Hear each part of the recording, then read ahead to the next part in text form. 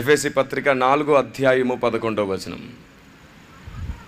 మనమందరము విశ్వాస విషయములోను దేవుని కుమారుని గూర్చిన జ్ఞాన విషయములోను ఏం పొంది. ఈ మాట కేవలం ఈ వచనం చదువుతున్నటువంటి మనకు మాత్రమేనా? సార్వత్రిక సంఘమంతటికి వర్తిస్తుందా? సార్వత్రిక సంఘమంతటికి వర్తిస్తుంది. అదే నిజమైతే మనమందరము అనగా సార్వత్రిక సంఘం అంతా కూడా విశ్వాస విషయములోను దేవుని కుమారుని గూర్చిన జ్ఞాన విషయములోను ఏకత్వం పొందే రోజు రాబోతుంది. దేవునికి మహిమ కలుగునుగాక. ఇది జరుగు తీరుతుంది. ఇది జరిగే వరకు పరిశుద్ధాత్మ దేవుడు పనిచేస్తూనే ఉన్నారు. ఇది జరగకపోతే మనకు సంపూర్ణత రాదు, పరిపూర్ణత రాదు. చూడండి ఒకసారి ఆ వచనం పూర్తిగా చదువుదాం. మనమందరము విశ్వాస విషయములోను దేవుని కుమారుని గూర్చిన జ్ఞాన విషయములోను ఏకత్వము పొంది సంపూర్ణ పురుషుల మగు వరకు. ఆ మాట గమనించారా? ఏకత్వము పొంది సంపూర్ణ పురుషుల మగు వరకు అనగా క్రీస్తునకు కలిగిన సంపూర్ణతకు సమానమైన సంపూర్ణత కలవార మగు వరకు ఆయన ఇలాగు నియమించెను. చూసారా? కాబట్టి మనం సంపూర్ణత పొందాలి అంటే ఖచ్చితంగా మనం అందరం ఒక విశ్వాసంలోనికి రావాలి. దేవుని కుమారుని గురించిన జ్ఞాన విషయంలో కూడా మనం ఏకత్వం పొందాలి. ఈరోజు సంఘం దేవుడు అనుకున్నంత స్థాయి పరిపూర్ణతలోనికి రాలేకపోవడానికి గల కారణం ఏమిటో తెలుసా? మనలో యథార్థత లేకపోవడం కాదు, మనలో నీతి లేకపోవడం కూడా కాదు, మనలో పరిశుద్ధత లేకపోవడం కూడా కాదు. మనలో చాలామంది ప్రయాసపడుతున్నారు. భక్తుల నోటి మాటలు మనందరినీ కడుతున్నాయి. దేవుని వాక్యము తన జీవము చేత మనల్ని దేవుడు నింపుతూనే ఉన్నాడు. ప్రతిరోజు మనం ప్రయాసపడుతూనే ఉన్నాం.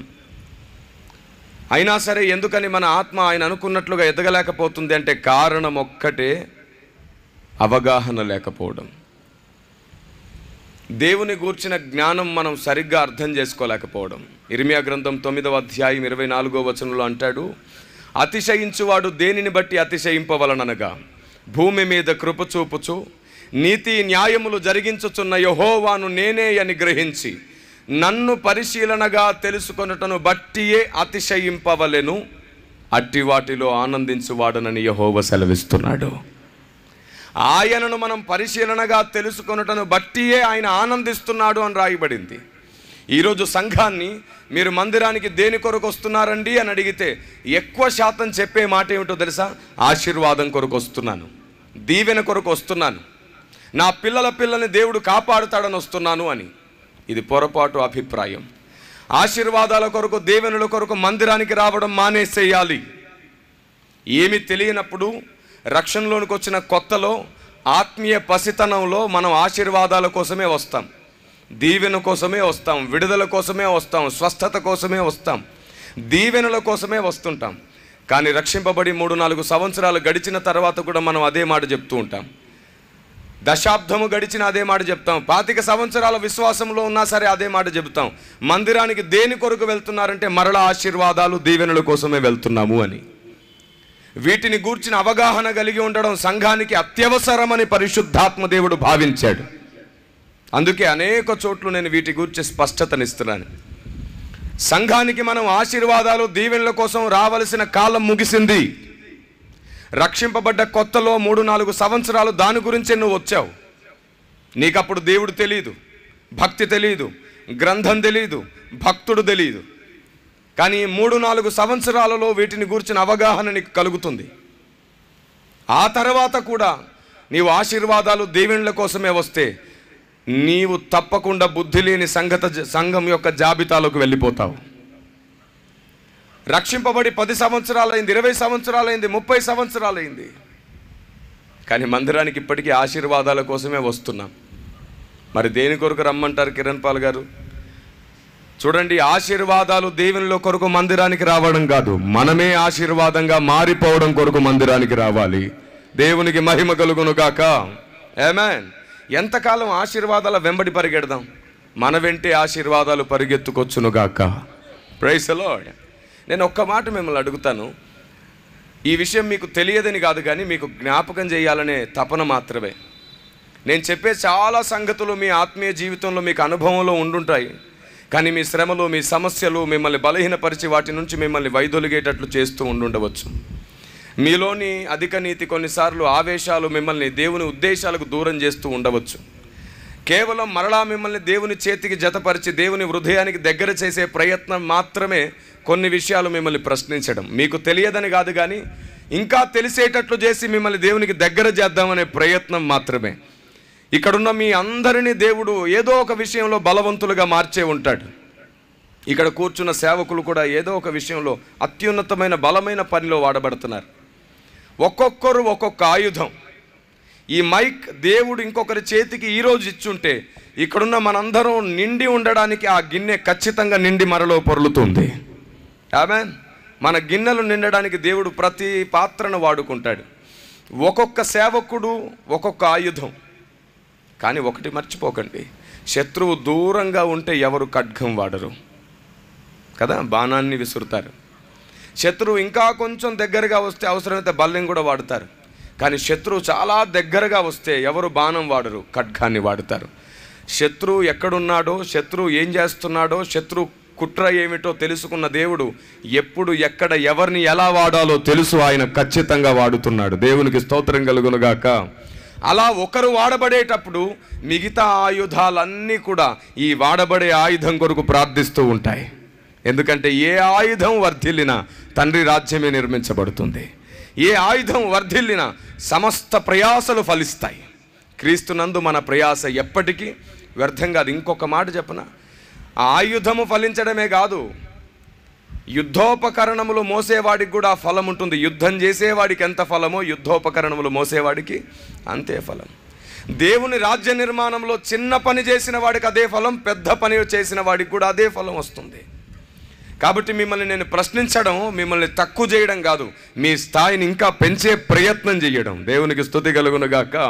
ఇప్పుడు చెప్పండి, మీకు పరలోకంలో స్థానం కావాలా, దేవుని మనసులో స్థానం కావాలని ఒకవేళ ప్రశ్నిస్తే మీ చాయిస్ ఏమిటి? ఇప్పుడు కొందరు ఏమని అంటారంటే, రెండు ఒకటి కదా కిరణ్ పాల్ గారు, ఏమిటి రెండింటిని వేరు చేసి అడుగుతున్నారంటే, రెండు ఒకటి కాదు. పరలోకంలో చోటు సంపాదించుకునే ప్రయత్నం చేస్తే ఖచ్చితంగా ఏదో ఓ చోట ఉంటావు. ఎందుకంటే పరలోకంలో అంతస్తులు ఉన్నాయి. అందరూ ఒకే దగ్గర ఉండరు. అందరికీ ఒకే రకమైన సింహాసనం లేదు, అందరికీ ఒకే రకమైన కిరీటం లేదు. దేవుడు పక్షపాతి కాదు, కానీ మన క్రియల చొప్పునే మనం ఫలం పొందుతాం. మన భక్తి చొప్పునే మనం స్థాయిని సంపాదించుకుంటాం. పరలోకంలో ఉన్న దేవదూతలు కూడా అందరూ ఒకే చోట లేరు. మహిమ ఉంది, అధిక మహిమ కూడా ఉంది. పరలోకంలో చోటు కోరుకుంటే నువ్వు ఏదో ఒక అంతస్తులో ఉంటావు. కానీ దేవుని మనసులో చోటు సంపాదించుకుంటే ఆయన నేరుగా ఆయన సింహాసనంలో కూర్చుండబెట్టుకుంటాడు. దేవునికి మహిమ కలుగునుగాక. మీలో చాలామంది ఆమెను అంటున్నారు, దేవుణ్ణి స్తుతిస్తున్నారు, కానీ కొందరు మాత్రం భయపడుతున్నట్లుగా అనిపిస్తుంది, సిగ్గుపడుతున్నట్లుగా అనిపిస్తుంది. ఇంకొందరు తమ వయసును బట్టో తమ హోదాను బట్టో దేవుని స్తుతించడానికి కూడా కొంచెం ఇబ్బంది పడుతున్నట్లు ఉన్నారు. ఈ సమయంలో ఇక మీదట మీరు ఆమేనని పిలిచిన ప్రతిసారి, పలికిన ప్రతిసారి, దేవుణ్ణి స్తుతించిన ప్రతిసారి మీ చేతినెత్తి దేవుణ్ణి స్తుతించండి. దీంట్లో రెండు లాభాలు ఉన్నాయి. ఒకటి, ఇన్ని రోజులు నీకు ఏ సంగతులు అర్థం కాకుండా చేద్దామని సాతాను ప్రయత్నించాడో ఆ సంగతులు నీకు అర్థమయ్యాయని వాడికి అర్థం అవ్వాలి. ఆమేన్. వాడికి అర్థం అవ్వాలి. అది నీకెవరు చెప్పకుండానే అర్థమైనప్పుడు నువ్వు చెయ్యెత్తి దేవుణ్ణి స్తుతిస్తావు. దేవా నీకు కృతజ్ఞతలు ఈరోజు ఈ సంగతి అర్థమయ్యేటట్లు చేసినందుకు. మీకు తెలుసా, భక్తి జీవితాన్ని పెంపొందించడానికి మనకు సంగతి అర్థమైందంటే దానికి మనం ఎన్ని కోట్లు ఇచ్చినా రుణం తీర్చలేం. ఎందుకంటే ఆ సంగతి మన మహిమను పెంచుతుంది, పరలోక రాజ్యంలో మన స్థాయిని పెంచుతుంది. Praise the lord. అందుకు మనం వెంటనే దేవుణ్ణి స్తుతించాలి. మనకో విషయం అర్థమైందని సాతానుకు అర్థమైన మరుక్షణం వారు భయపడతాడు. ఆమేన్. ఒక మాట చెప్తాను, ఒకవేళ కొందరికి మాట నచ్చకపోవచ్చు. ఎందుకంటే నేటి క్రైస్తవ సమాజంలో ఒక భయంకరమైన వ్యాధి చేరింది. ఏంటో తెలుసా ఆ వ్యాధి? నచ్చింది విందామని వచ్చేవారు కొందరు, నచ్చినట్లు చెబితేనే విందామని వచ్చేవారు మరికొందరు. దయచేసి నచ్చింది విందామని రావద్దు, నచ్చినట్లు చెబితేనే విందామని కూడా రావద్దు. ఈ రెండు లక్షణాలు నిన్ను సాతానుకు స్నేహితునిగా మార్చేస్తుంది. ఏదో ఒక్క విషయం నీకు నచ్చదు, మిగతా విషయాలన్నిటిని నువ్వు ద్వేషించడం ప్రారంభిస్తావు. మనిషి స్వభావమే అలాంటిది. ఏదైనా ఒక విషయాన్ని ద్వేషించాడు అంటే ఆ వ్యక్తిలో మిగతా మంచి ఎంతున్నా సరే ద్వేషిస్తాడు. ఈ స్వభావం సాతాను వాడుకుంటాడు. కాబట్టి నచ్చింది విందామని రావద్దు, నచ్చినట్లు చెబితే విందామని రావద్దు. ఆయన మాట్లాడితే విందామని రండి, మీ గిన్నెలు నిండి పొర్లుతాయి. మీ జీవితంలో ఓ కొత్త పేజీ ప్రారంభిస్తాడు దేవుడు. ఆమేన్. మనం ఇక్కడే బతుకుదామని భక్తి చేయకూడదు, అక్కడ బ్రతకాలనే భక్తి చేద్దాం. ఇక్కడే బతకాలనుకున్నవాడు అక్కడ బ్రతకడు ఇక మీదట, కానీ అక్కడే బతకాలనుకున్నవాడు ఇక్కడ కూడా బ్రతికి సాధించబోతున్నాడు. దేవునికి స్తోత్రం కలుగునుగాక. ఆమేన్. ఏదైనా ఒక విషయం పరిశుద్ధాత్ముడు మనకు నేర్పించాలని ప్రయత్నం చేస్తున్నప్పుడు మనలోని స్వభావం పని చేయకూడదు, మనలోని శిష్యత్వం పని చేయాలి. అప్పుడు దేవుడు భవిష్యత్ తరాలకు మనల్ని వెలిగిస్తాడు. దేవుడు సేవకులను మాత్రమే కాదు, విశ్వాసులను కూడా వాడుకోవాలనుకుంటున్నాడు. అనేక ఆత్మలను సంపాదించడానికి దేవుడు మీలో చాలామందిని వెలిగించాలనుకుంటున్నాడు. కానీ మనం దేవుని ఆలోచనతో నింపబడితేనే అది సాధ్యమవుతుంది.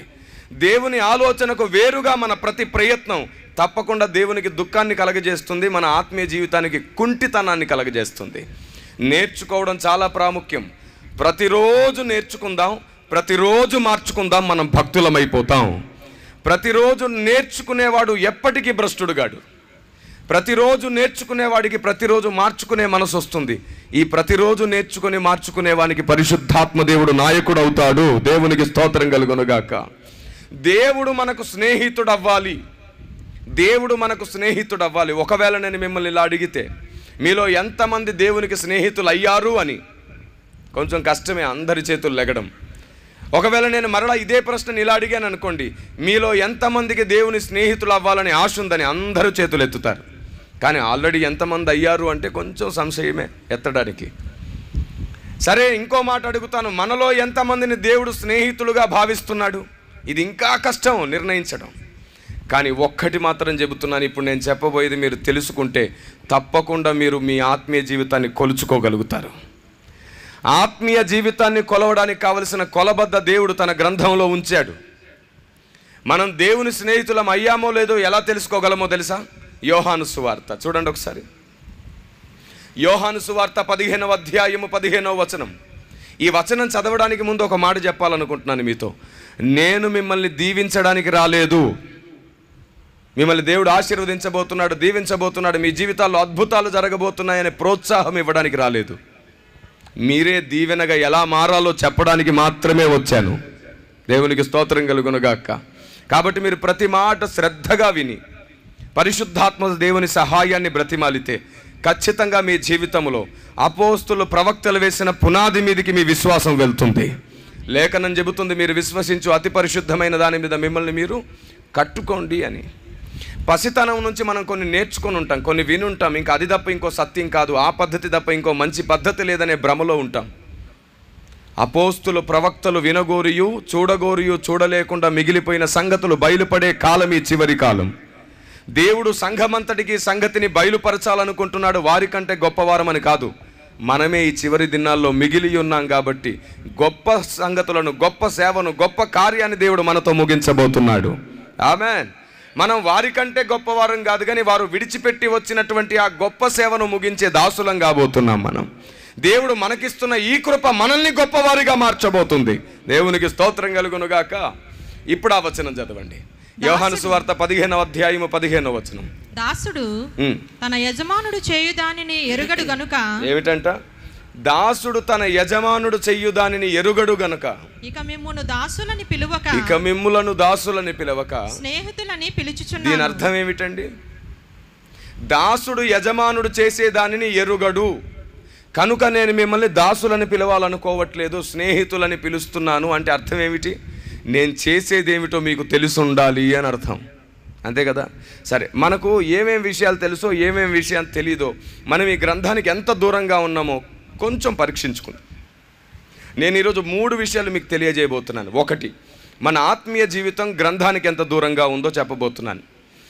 రెండవది, మనం సాతాను చేత ఎక్కడెక్కడ మోసపరచబడుతున్నామో చెప్పబోతున్నాను. మూడవది, లోకంతో మనం ఇక మీదట ఎలాంటి అడుగులు వేయాలో చెప్పబోతున్నాను. ఈ 3 సంగతులు చెప్పి ముగించేస్తాను నేను. ఈ 3 సంగతులు చెప్పడానికి 10 నిమిషాల సమయం కూడా పట్టొచ్చు, లేదా 3 పదులు అరగంట సమయం కూడా పట్టొచ్చు, లేదంటే గంట పట్టొచ్చు, 2 గంటలు పట్టొచ్చు. మీకు అర్థమైన మరుక్షణం నేను సందేశాన్ని ముగించేస్తాను. మీరు వెలిగితే చాలు, ఇంకా అనేకులను వెలిగించడానికి పరిశుద్ధాత్మ దేవుడు మిమ్మల్ని వాడుకుంటాడు. దేవునికి స్తోత్రం కలుగునుగాక. వెలిగించిన దీపాన్ని మరలా వెలిగించక్కర్లేదు. ఇక అది ఆరిపోకుండా ఉండడానికి పరిశుద్ధాత్మ దేవుడు తన రెక్కలు జాపుతాడు. ఆమెన్.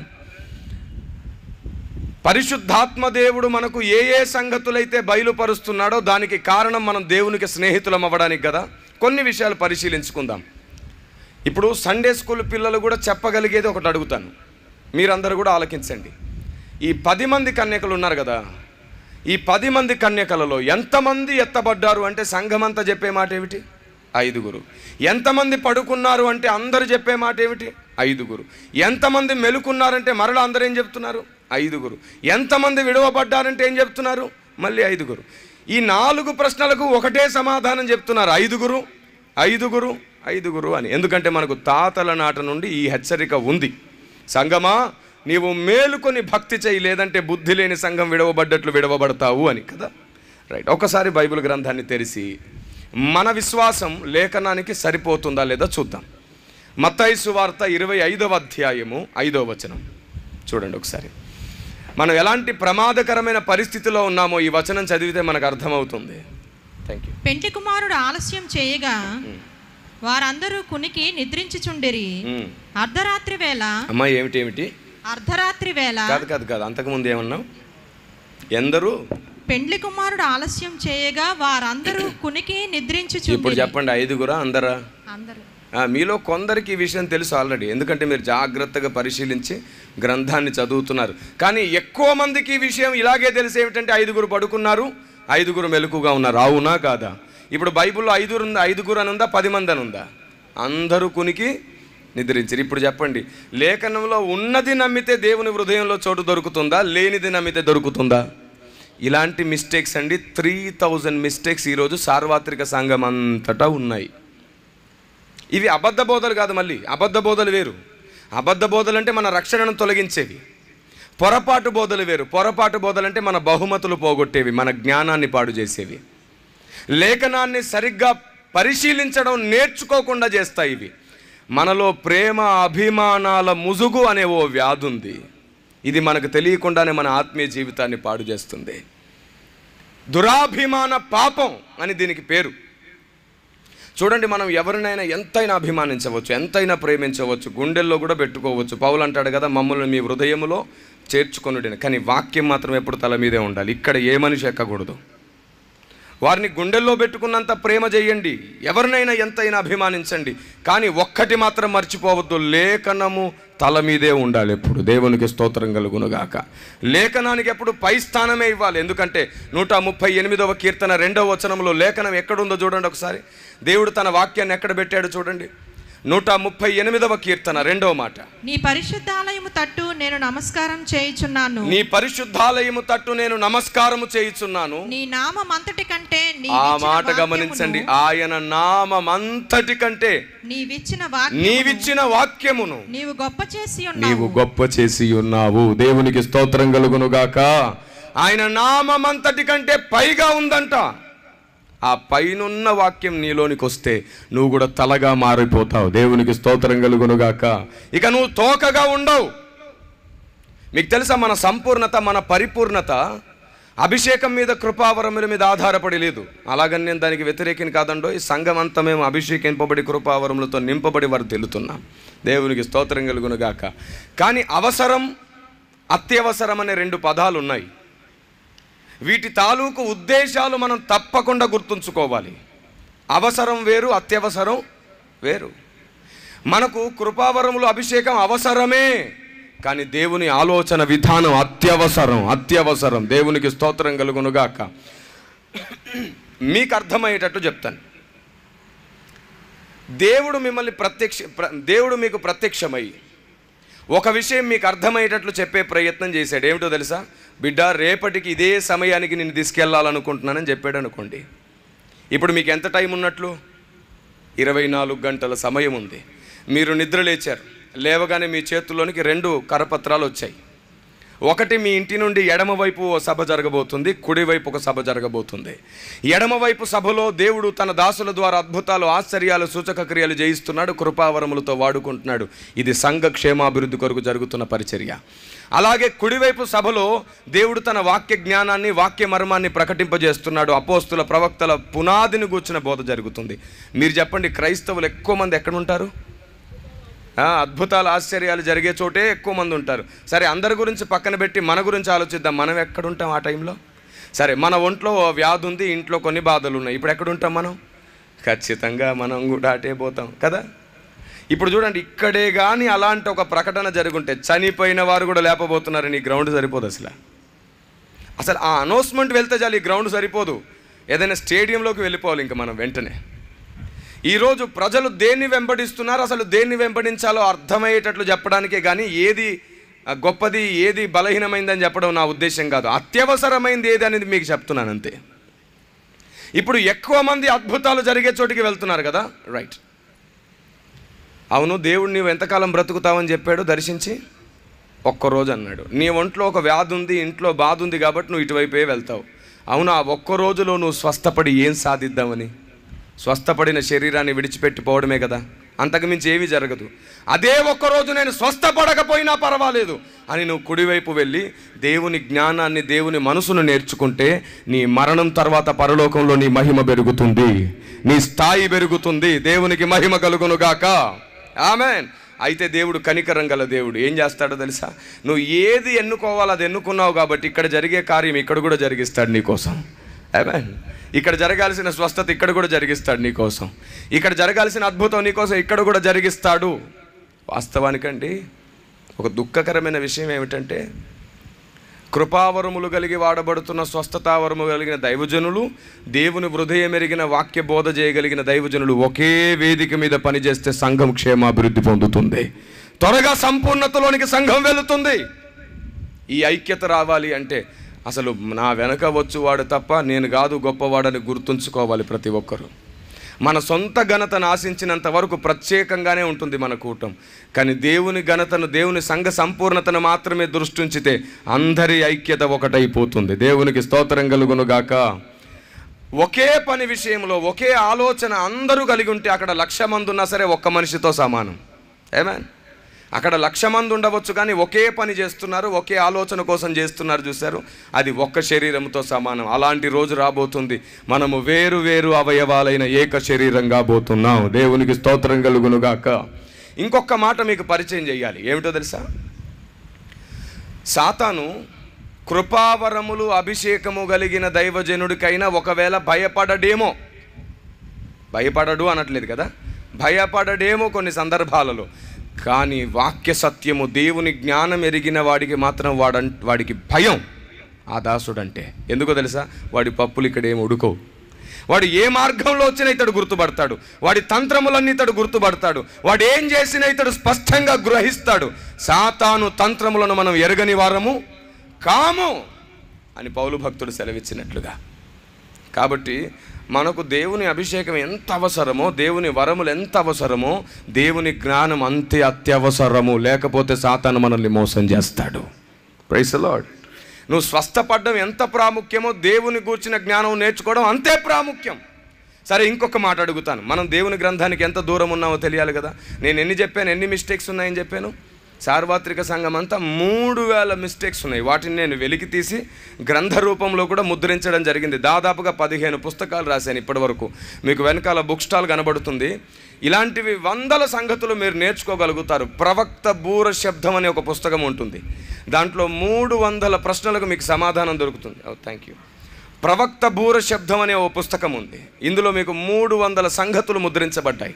వీటిని మీరు సంపాదించుకుంటే బైబిల్ చదువుతున్నప్పుడు మీకు ఏర్పడుతున్న చిన్ని ప్రశ్నలు, పెద్ద పెద్ద ప్రశ్నలకు కూడా ఇందులో మీకు జవాబు దొరుకుతుంది. ఇది మీరు చదవడంతో దేవుని గ్రంథానికి దగ్గర అవుతారు. ఈ గ్రంథం కంటే ఏ గ్రంథం గొప్పది కాదు, నిజమే. కానీ దేవుని ఆలోచనలతో నింపబడిన ఈ మట్టి మనిషి ఏ రోజైనా మట్టిలో కలిసిపోయే అవకాశం ఉంది కదా? ఖచ్చితంగా ఉంది. కానీ ఈ మట్టి మనిషితో పాటు దేవుని ఆలోచన సమాధి అవ్వకూడదు. అందుకే ముద్రిస్తున్నాం ఇందులో. దేవునికి మహిమ కలుగును గాక. ఇవి ఎప్పుడు మాట్లాడుతూనే ఉంటాయి. మనిషి చనిపోయినా ఇవి మాట్లాడుతూనే ఉంటాయి. దేవుని ఆలోచన ఎప్పుడు ప్రజలతో మాట్లాడుతూనే ఉండాలి. మనం నిమిత్త మాత్రంలో, మనం లేకపోయినా దైవ కార్యం జరుగుతూనే ఉండాలి. దేవునికి స్తుతి కలుగునుగాక. అందుకు మాత్రమే ఈ గ్రంథ ప్రస్తావన జరుగుతుంది. దాదాపుగా 15 పుస్తకాలు, కానీ మీ మధ్యలో ఈరోజు 6 పుస్తకాలు మాత్రమే ఉన్నాయి. మిగతా పుస్తకాలు అత్యంత త్వరలో మరలా స్టాక్ అయిపోయింది, తొందరలో మీ మధ్యలోనికి వస్తుంది. ఒకవేళ మీరు అక్కడ సంపాదించుకోలేకపోతే, అక్కడ అయిపోతే, మీరు యూట్యూబ్లో కిరణ్ పాల్ మెసేజెస్ అని మీరు సెర్చ్ చేస్తే మీకు నంబర్ దొరుకుతుంది. దానికి మీరు కాల్ చేసి మీ అడ్రస్ ఇస్తే డైరెక్ట్ మీ ఇంటికే పోస్ట్ వస్తుంది. ఏ విధము చేతనైనా మనం చనిపోయే ముందు దేవుని గూర్చిన జ్ఞానంతో నింపబడ్డాకే ఈ ప్రాణం పోవాలి. దేవునికి స్తోత్రం కలుగునుగాక. మీరందరూ అధిక మహిమలో ఉండాలంటే వాక్యానికి ప్రథమ స్థానం ఇవ్వాలి. వాక్యంలో 3 రకాలు. ఒకటి పై పొర, రెండవది మధ్య పొర, మూడవది దిగువ పొర. పై పొర చరిత్ర లాంటిది, అందరికీ అర్థమైపోతుంది. మారు మనసు లేనోడికి కూడా అర్థమైపోతుంది. అబ్రహాం ఉన్నాడంట, తన కుమారుని పేరు ఇస్సాక్ అంట, ఇస్మాయేల్ అంట, ఏదెను తోట ఉందంట, ఆదామవ్వలు ఉన్నారంట. ఇలాగ అందరికీ ఆ చరిత్ర అర్థమైపోతుంది. ఇక మధ్యలో ఉన్న పొర ఇదేమిటంటే ఆత్మీయ జ్ఞానము, హెచ్చరికలతో, భక్తుల జీవితంలో జరిగిన సంఘటనలతో మనల్ని మనం హెచ్చరించుకొని మన భక్తి జీవితాన్ని గాడిలో పెట్టుకుని సరిగ్గా ప్రయాణం చేయడానికి దేవుడు మనకిచ్చినటువంటి గొప్ప బోధ ఆత్మీయ హెచ్చరిక. ఇది పాల లాంటి ఆహారము. ఈ మధ్య పొర పాల లాంటి ఆహారం. ఇక చివరిలో ఉండే దిగువ పొర వాక్య మర్మము. ఇది మనల్ని సంపూర్ణతలోనికి నడిపిస్తుంది. దేవునికి స్తోత్రం కలుగునుగాక. మనకు సంపూర్ణతనిస్తుంది. మీరు చూడండి ఒకసారి బైబిల్ తెరిచి, మన తల మీదకి వచ్చే అభిషేకము, కృపావరములు మనకు సంపూర్ణతనివ్వవు.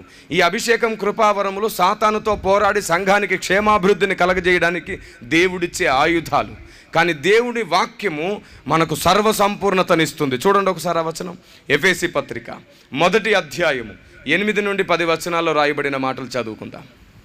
కాలము సంపూర్ణమైనప్పుడు జరగవలసిన ఏర్పాటును బట్టి తన దయా సంకల్పం చొప్పున ఆయన తన దయా సంకల్పము చొప్పున తన చిత్తమును గూర్చిన మర్మమును మనకు తెలియజేసి. ఏమిటి తన చిత్తమును గూర్చిన మర్మమును మనకు తెలియజేసి. ఆ మాట ఒక్కసారి పాయింట్అవుట్ చేసుకోండి. తన చిత్తమును గూర్చిన మర్మమును మనకు తెలియజేసి మనకు సంపూర్ణమైన జ్ఞాన వివేచన కలుగుటకు ఈ కృపను మన ఎడల విస్తరించు. ఆమేన్. Praise the Lord. ఇప్పుడు చెప్పండి, దైవ చిత్తానుసారమైన మర్మము తెలుసుకున్నడం వలన సంపూర్ణత వస్తుందా లేదా? ఇప్పుడు చెప్పండి, మన వాక్యానికి మనం ఎక్కువ అవకాశం ఇవ్వకపోతే, వాక్యం అత్యవసరమైందని తెలుసుకోకపోతే దేవుడు దాచిన నిగూఢ సంగతులు ఎలా మనకు అర్థమైపోతాయి చెప్పండి. ఇప్పుడు 10 మంది కన్యకల గురించే మనం దాటేసాం. సున్నైనను పొల్లైనను పోకూడదని దేవుడు చెప్తే ఏకంగా మనం అర్థం మార్చేసాం, ఉద్దేశం మార్చేసాం. ఇలాంటి విషయాలు 3000 పైచిలకు పొరపాట్లలో సార్వత్రిక సంఘం ఉంది. జన్మతః పాపం శాపం అని ఇంకో పుస్తకం రాయబడింది. ఒకవేళ అది మీకు అందుబాటులో ఉందో లేదో కానీ అందులో 600 సంగతులకు దేవుడు జవాబిస్తూ రాయించాడు. ఇది 1800 పేజీల పుస్తకం, 3 భాగాల్లో దొరుకుతుంది. Volume 1, volume 2 and volume 3. ఈ 3 భాగాల్లో మీకు ఆ పుస్తకం దొరుకుతుంది. ఎందుకని నేను వీటిని మీకు పరిచయం చేస్తున్నానంటే, ఈ దాసుడు మీ దగ్గరికి పదే రాకపోవచ్చు. ఈ దాసుడు ఎంతకాలం బ్రతుకుండి మీతో మాట్లాడుతాడో తెలియదు, కానీ ఈ దాసుని మనసుకు దేవుడు అర్థమయ్యేటట్లు చేసిన ఆయన మనసు మాత్రం ఎప్పుడు మీ ముందుంటుంది. మీరు మరణించకుండా దేవుని సంగతులు మీరు తెలుసుకోవడానికి ఈ సంగతులు మీ ముందుంటాయి. మీరు చనిపోయేలోపు దేవుని మనసుతో మీరు నింపబడి అత్యున్నతమైన మహిమలో మీరు కనబడాలనే మాత్రమే ఈ ప్రయాస. దేవునికి స్తోత్రం కలుగునుగాక. ఆమేన్. కాబట్టి ఈరోజు దేవుడు మనకు నేర్పిస్తున్న సంగతులు ఏమిటంటే, దేవుని వాక్యానికి మనం అత్యంత విలువనివ్వాలి. ఒక ప్రశ్న అడుగుతాను. ఈ సమస్త సృష్టిని చేసింది తండ్రి అయిన దేవుడా, కుమారుడైన దేవుడా అని అడిగాను అనుకోండి. మీకు ఇది సిల్లిగా అనిపించిన చాలా ప్రాముఖ్యమైన ప్రశ్న. ఒకసారి జవాబు చెప్పండి. ఈ సమస్త సృష్టిని చేసింది తండ్రి అయిన దేవుడా, కుమారుడైన దేవుడా అని అడిగితే మీ సమాధానం ఏమిటి? తండ్రి అయిన దేవుడు. తెలిసింది చెప్పడంలో తప్పే లేదు. తెలిసింది కుండ బద్దలు కొట్టైనా చెప్పాలి యథార్థంగా. తెలియకపోతే దేవుడు నేర్పిస్తాడు. అప్పుడు మార్చుకోవడానికి సిద్ధ మనసు మనకు ఉండాలి. ఆమేన్. ఎందుకంటే ఏది సత్యమో దాన్ని తెలుసుకొని మార్చుకునేవాడు దేవుని మనసులో చోటు సంపాదించుకుంటాడు. సత్యమని తెలిసినా సరే మార్చుకుంటే సిగ్గుపడతానేమోనని భయపడేవాడు సత్యానికి విరోధిగా మారిపోతాడు. ఎవరు సత్యానికి విరోధం అవుతారో, తమ దుర్నీతి చేత ఎవరు సత్యాన్ని అడ్డగిస్తారో వారి మీదికి దేవుని కోపము దిగి వస్తుందని రోమా 1లో రాయబడింది. రోమా పత్రిక 1వ అధ్యాయము 18వ వచనంలో ఈ భయంకరమైన హెచ్చరిక నిలుచుంది. అవును, సమస్త సృష్టిని చేసింది ఎవరంటే తండ్రి అయిన దేవుడని ధైర్యంగా సమాధానం చెప్పాం. ఆదికాండము 1వ అధ్యాయం 2వ అధ్యాయం చదివేసి చెప్పేసాం కదా మనం. ఎందుకంటే అక్కడ దేవుడని యెహోవా అని రాయబడింది కాబట్టి తండ్రి అయిన దేవుడు అని చెప్పేసాం. ఏదో ఒకసారి హెబ్రీ పత్రికలోనికి రండి. 1వ అధ్యాయం 2-3 వచనాలు. హెబ్రీ పత్రిక 1వ అధ్యాయం 2-3 వచనాలు చదువు. ఈ దినముల అంతమందు కుమారుని ద్వారా మనతో మాట్లాడెను. ఈ దినముల అంతమందు కుమారుని ద్వారా మనతో మాట్లాడెను. ఆయన ఆ కుమారుని సమస్తమునకు వారసునిగా నియమించెను. ఇప్పుడు ఎవరి గురించి మాట్లాడుతుంది లేఖనం? కుమారుని గురించి మాట్లాడుతుంది. నెక్స్ట్, ఆయన ద్వారా, ఎవరి ద్వారా?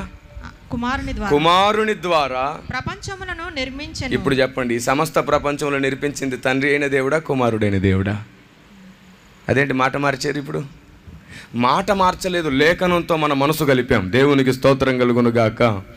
తండ్రి అయిన దేవుడు కుమారుడైన దేవునితో ఈ సమస్తాన్ని చేయించాడు. యెహోవా సాక్షులు ఎవరైనా మీ ఇంటికి వస్తే ఈ లేఖనం చూపించండి.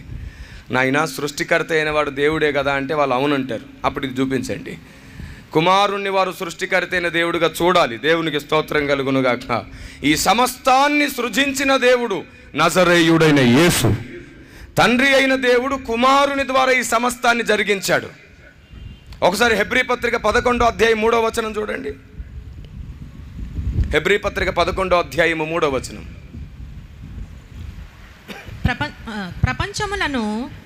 ప్రపంచములు దేవుని వాక్యము వలన నిర్మాణమైనవనియు. ఇప్పుడు చెప్పండి, ప్రపంచములు దేని వలన నిర్మాణమైనవి అంట? దేవుని వాక్యం. ఎవరు? యోహాను సువార్త 1వ అధ్యాయం 1వ వచనం ప్రకారం వాక్యమే దేవుడు. ఏ దేవుడు?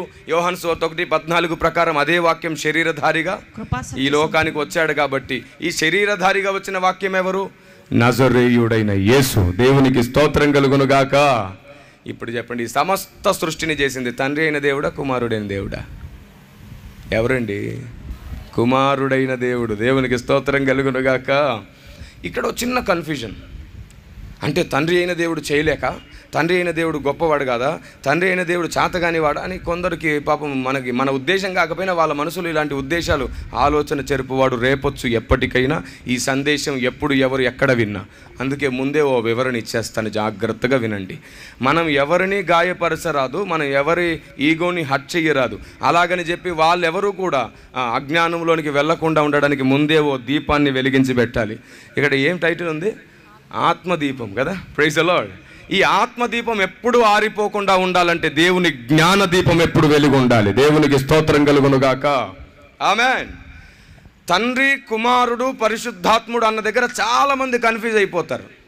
కొందరు ఏమని నమ్ముతారంటే తండ్రే కుమారుడే వచ్చాడని, కుమారుడే పరిశుద్ధాత్ముడు వచ్చాడని నమ్మేవాళ్ళు ఉన్నారు. మరికొందరేమో తండ్రి వేరు, కుమారుడు వేరు, పరిశుద్ధాత్ముడు వేరు, వీళ్ళు ఒకటి కాదని నమ్మేవాళ్ళు ఉన్నారు. ఇంకో వర్గంలో తండ్రి, కుమారుడు, పరిశుద్ధాత్ముడు వేరు వేరైన త్రియేక దేవుడు అని నమ్మేవారు కూడా ఉన్నారు. ఈ మూడింటిలో ఏది నిజం అంటే ఒక్కటే నిజం అవుతుంది. 3 నిజమయ్యే అవకాశమే లేదు. మరి ఏది నిజమో ఎలా తెలుసుకుందాం? అందరూ తమ తమ అభిప్రాయాలు తెలుసుకుంటున్నారు, అభిప్రాయాలు వ్యక్తపరుస్తున్నారు. అయితే ఒకటి మాత్రం బైబిల్ చెప్తుంది ఏమిటంటే, ఏదైనా ఒక విషయం అదృశ్యమైనదైతే, ఏదైనా ఒక విషయం మనకు అర్థం కాకపోతే ఒకసారి సృష్టింపబడిన వాటిని కూడా ఆలోచించమని లేఖనం చెబుతుంది. రోమా 1:20లో దేవుని అదృశ్య లక్షణాలు, దేవుని నిత్యశక్తి, దేవుని దైవత్వము తెలుసుకోవాలి అంటే జగత్తుత్పత్తి మొదలుకొని సృష్టింపబడిన వాటన్నిటిని ఆలోచించమంటుంది లేఖనం. ఇప్పుడు మనం అందరం సృష్టింపబడ్డవారమే కదా. నేను మిమ్మల్ని ప్రశ్న అడగాలి. మీరు ఒక్కరా 10 మందా అని నేను అడిగాను అనుకోండి, మీ జవాబు ఏమిటి? కదా, ఒక్కరే కదా. మళ్ళీ మాట మార్చొద్దు. మీరు ఒక్కరే అన్నారు కదా, మళ్ళీ మాట మార్చొద్దు. ఈ ఒక్కడిగా ఉన్న మనలో ప్రాణం ఉంది, ఆత్మ ఉంది, దేహం ఉంది. ఈ మూడింటిలో ఒకరై ఉన్న మీరెవరని నేను అడిగాను అనుకోండి, మీ జవాబు ఏమిటి? ఒక్కటే చెప్పండి, ఈ మూడింటిలో మీరెవరు? ఇప్పుడు మీరు ప్రాణం అన్నారనుకో, మరి ఆత్మ అని అడుగుతాను. ఆత్మ అన్నారనుకో, మరి శరీరము అని అడుగుతాను. శరీరం అన్నారనుకో, మరి ప్రాణం అని అడుగుతాను. దేన్ని విడదీసి చెప్పగలరు మీరు చెప్పండి. నీవు ఒక్కడివా 10 మంది, నీవు ఒక్కదానివా 10 మంది అంటే నేను ఒక్కడినే అని చెప్పావు. ఈ మూడింటిలో నువ్వెవరో చెప్పు అంటే మాత్రం చెప్పలేకపోతున్నావు. ఎందుకో తెలుసా? ఈ 3 వేరు వేరైనా ఈ 3 కలిస్తేనే నువ్వెలాగో, తండ్రి, కుమారుడు, పరిశుద్ధాత్ముడు వేరు వేరైన వారు కలిస్తేనే మహాదేవుడు, త్రియేక దేవుడు, ఒక్కడైన దేవుడు. దేవునికి స్తోత్రం కలుగునుగాక. ఆమేన్. దేవుణ్ణి అర్థం చేసుకోవడానికి మనకు కావలసింది ఏమిటి అంటే అనుమానం కాదు, శిష్యత్వం. ఈరోజు స్కాలరిజం మన కాలర్ని కొంచెం ఎగిరేటట్లు చేస్తుంది. నన్ను క్షమించాలి ఈ మాట అన్నందుకు, కానీ నిజమే. ఎందుకంటే విశ్వాసానికి వేరుగా పనిచేస్తుంది. అలా ఎందుకు జరగాలి, ఇలా ఎందుకు జరగాలి, అలా జరగడానికి కారణమే లేదు కదా, సైంటిఫిక్గా ఇలా కుదరదు కదా అంటుంది. కానీ నేను చెప్తున్నాను, దేవుడు ఏదైనా చేయగలడు, ఎలాగైనా చేయగలడు. దేవునికి స్తోత్రం కలుగునుగాక. మీరు చెప్పండి, ఆయన నోటి ద్వారా ఉమ్మి బురద చేసి దాన్ని కంటి మీద రాస్తేనే కళ్ళు వస్తాయా? ఆయన వచ్చునుగా కంటే కూడా వస్తాయా? వస్తాయి కదా. మళ్ళీ ఎందుకు అలా చేశాడు? ఎలీషా గెహాజీకి దండం ఇచ్చి బాబు వెళ్ళు, ఆ చనిపోయిన వాడి మీద పెట్టమని పంపించాడు. ఎందుకు ఇక్కడి నుంచే ప్రార్థన చేస్తే అక్కడ అద్భుతం జరగదా? ఇలాంటివి అనవసరమైన ప్రశ్నలన్నిటినీ కలిగిస్తూ ఉంటుంది పాండిత్య జ్ఞానము. కానీ శిష్యత్వము ఆయన ప్రాసెస్ ఎలా చేసినా పర్లేదు, కానీ అక్కడ కార్యం జరగడమే ముఖ్యము అని అంటుంది. దేవునికి స్తోత్రం కలుగునుగాక. అది ఎదిగే విశ్వాసము. ప్రాసెస్ ఏమిటి కాదు, అసలు అక్కడ దైవ కార్యం జరగడం చాలా ప్రాముఖ్యం. మరి దీనికి జవాబు దొరకదా? ఈ ప్రాసెస్ కంటే దొరుకుతుంది. ఈ జవాబు నీకు అక్షరంలో దొరకకపోవచ్చు, నీ అనుభవంలో దేవుడు నీకు జవాబిస్తాడు. ఆమేన్. ఏది, ఎందుకు, ఎప్పుడు, ఎలా చేస్తున్నాడో నీకు ఈరోజు అర్థం కాకపోవచ్చు, కానీ జరిగిన దైవ కార్యాన్ని చూస్తూ నువ్వు విధేయతగా వెళ్తే ఒకరోజు ఆ జవాబు నీ అనుభవంలోనికి వచ్చేటట్లు చేస్తాడు ఆయన. ఈ ఆత్మీయ జీవితం ఉంది చూసారండి, ఇది ఎలాంటిదో తెలుసా? నువ్వు ఒంటరిగా గెలిచేది కాదు. చాలా పెద్ద పొరపాటు చేస్తున్నాం మనం ఈ విషయంలో. పరుగు పందెం, ఈ సెక్యులర్గా ఉండేటువంటి రన్నింగ్ రేస్ ఎలా ఉంటుందంటే, ఈ లోకపరమైనటువంటి పరుగు పందెంలో అందరినీ ఓడించాలి, మనం ఒక్కరమే గెలిస్తే మనకు ప్రైజ్ వస్తుంది కదా. మనం గెలవకపోతే మనకు ఫస్ట్ ప్రైజ్ రాదు, అందరూ ఓడిపోయేటట్లు మనం పరిగెత్తాలి. ఇది సెక్యులర్గా ఉండేటువంటి రన్నింగ్ రేస్. కానీ స్పిరిచువల్గా ఉండేటువంటి రేస్ ఎలాంటిదో తెలుసా? నువ్వు ఒక్కడివే గెలిస్తే నువ్వు ఓడిపోయినట్లే. అదే బ్రదర్, మనం ఒక్కరమే గెలిస్తే ఓడిపోయినట్లే. మనం ఒక్కరమే గెలవకూడదు ఈ ఆత్మీయ జీవితంలో. నువ్వు గెలుస్తూ అనేకుల్ని గెలిపిస్తూనే ఉండాలి. దేవునికి స్తోత్రం కలుగునుగాక. అప్పుడే నువ్వు గెలిచినట్లు. మీరు చెప్పండి, దేవుడు మొత్తం శరీరం అంతటిని వివాహం ఆడడానికి రాబోతున్నాడా? ఒక చేతిని, ఒక కాళ్ళను మాత్రం వివాహం ఆడతాడా? నువ్వు ఒక్కడివే సంపూర్ణ సిద్ధి పొందితే దేవుడు డైరెక్ట్ నిన్నే వివాహం ఆడతాడా? లేదు లేదు లేదు లేదు. నువ్వు సంపూర్ణ సిద్ధి పొందుతున్నావంటే నీకు బాధ్యత పెరుగుతుంది, భారం పెరుగుతుంది. మిగతా అందరినీ కూడా నువ్వు వెలిగితే వాళ్ళని వెలిగించాలి. దేవునికి స్తోత్రం కలుగునుగాక. అందరినీ వెలిగించాలనే మనసున్నోడే దేవుని చేత ఆయుధంగా వాడబడుతూ ఉంటాడు. నీవు నిజంగా మండుతున్న దీపానివైతే ఆరిపోయే దీపాలను నువ్వు వెలిగించాలి. ఈరోజు సంఘాల్లో జరుగుతున్నటువంటి భయంకరమైనటువంటి సాతాను విద్య ఏమిటో తెలుసా? మనం చేస్తుంది ఏమిటో తెలుసా? ఎవరైనా పడిపోతున్నారనుకోండి, ఎవరైనా పాపంలో ఉన్నారనుకోండి, ఎవరైనా తప్పులో ఉన్నారనుకోండి, మనం పరిచయలో శాస్త్రులాగా ప్రవర్తిస్తుంటాం, అధిక నీతిమంతుల్లాగా. బాబోయ్ వీడు మంచోడు కాదు, వీడు కొంచెం దూరంగా ఉండాలి అని, లేదా వాడి గురించి 10 మందికి చెప్పడము. ఎంత తప్పు చూడండి. క్రైస్తవ్యం అంటే పడిపోయేవాడిని నెట్టడం కాదు, పడిపోయిన వాడిని తిరిగి నిలువబెట్టడమే క్రైస్తవ్యం. దేవునికి స్తోత్రం కలుగునుగాక. ఆరిపోతున్న వాడిని తిరిగి వెలిగించడమే క్రైస్తవ్యం. అవును, మంచోడితోనే స్నేహం చేస్తే మరి నా యేసు చేసింది తప్పైపోతుందిగా. మనం మంచోళ్ళతోనే స్నేహం చేయడానికి రాలేదు, చెడ్డవాడిని కూడా మంచోడిగా చేయడానికి మనం అందరం భక్తి చేస్తున్నాం. దేవునికి స్తుతి కలుగునుగాక. ఉండొచ్చు సంఘంలో పడిపోతున్న వారిని మీరు చూడొచ్చు, తప్పులు చేస్తున్న వారిని మీరు చూడొచ్చు. వారిని చూసి అసహించుకోకండి, వారి మీద జాలి పడండి. రెండో విషయం, ఆ విషయాలు మీరు కంటితో చూసినా చెవితో విన్నా సరే దయచేసి ఎవరితో పంచుకోకండి, ఎవరి గురించి కూడా. చివరికి నీ భార్యతో కూడా చెప్పొద్దు, నీ భర్తతో కూడా చెప్పొద్దు. కేవలం నీ దేవునితో చెప్పాలి. ప్రభువా, పలాని సహోదరుడు, పలాని సహోదరి ఈ విషయంలో పడిపోయాడు, నాయన లేవనెత్తు అని. అప్పుడు దేవుడు నిన్ను మెచ్చుకుంటాడు. శభాష్, నేను తండ్రి దగ్గర నీ తప్పుల గురించి చెబుతున్నాను, ఇంకా ఏ దేవదూతతో పంచుకోవట్లేదు, నువ్వు కూడా నా మనసు ధరించుకున్నావు అంటాడు. దేవునికి స్తోత్రం కలుగునుగాక. మనం ఎవరిని గురించి ఎవరికి చెప్పొద్దు, ఎవరిని గురించి ఏ విషయం తెలిసినా సరే నీ తండ్రితో మాత్రమే నువ్వు పంచుకోవాలి. మనకి ఇలాంటి మంచి లక్షణాలు ఎందుకు అలవాటు అవ్వట్లేదంటే అధిక నీతి అలవాటు అవుతుంది, అధిక పరిశుద్ధత అలవాటు అవుతుంది. ఒకడు తప్పు చేస్తే వాడిని తృణీకరించేస్తున్నాం మనం మంచి వాళ్ళమని. కానీ బైబిల్ ఏమంటుందంటే, మనుషుల అపరాధములను మీరు క్షమిస్తే మీ పరలోకపు తండ్రి మీ అపరాధములను క్షమించును. కాబట్టి మనం దేవుని గ్రంథానికి, దేవుని ఐడియాలజీకి, దేవుని ఆలోచనకు చాలా దూరంగా బ్రతుకుతున్నాం, చాలా దూరంగా బ్రతుకుతున్నాం. మీకు ఒక విషయం పరిచయం చేస్తాను. బైబిల్లో ఒక మాట రాయబడింది, మనము ప్రార్థన చేస్తే పరలోకములో ఉన్న వాటిని బంధించవచ్చంట. మనం విప్పితే అక్కడున్నవి కూడా విప్పబడతాయంట, ఇక్కడున్నవి కూడా విప్పబడతాయంట. అవును, ఏం బంధించాలి, ఏం విప్పాలి అదే తెలియదు అయ్యగారు. చిన్నప్పటి నుంచి వింటున్నాం కానీ ఏం బంధించాలి? సాతాను బంధిద్దామంటే వాడు తిరుగుతూనే ఉన్నాడు.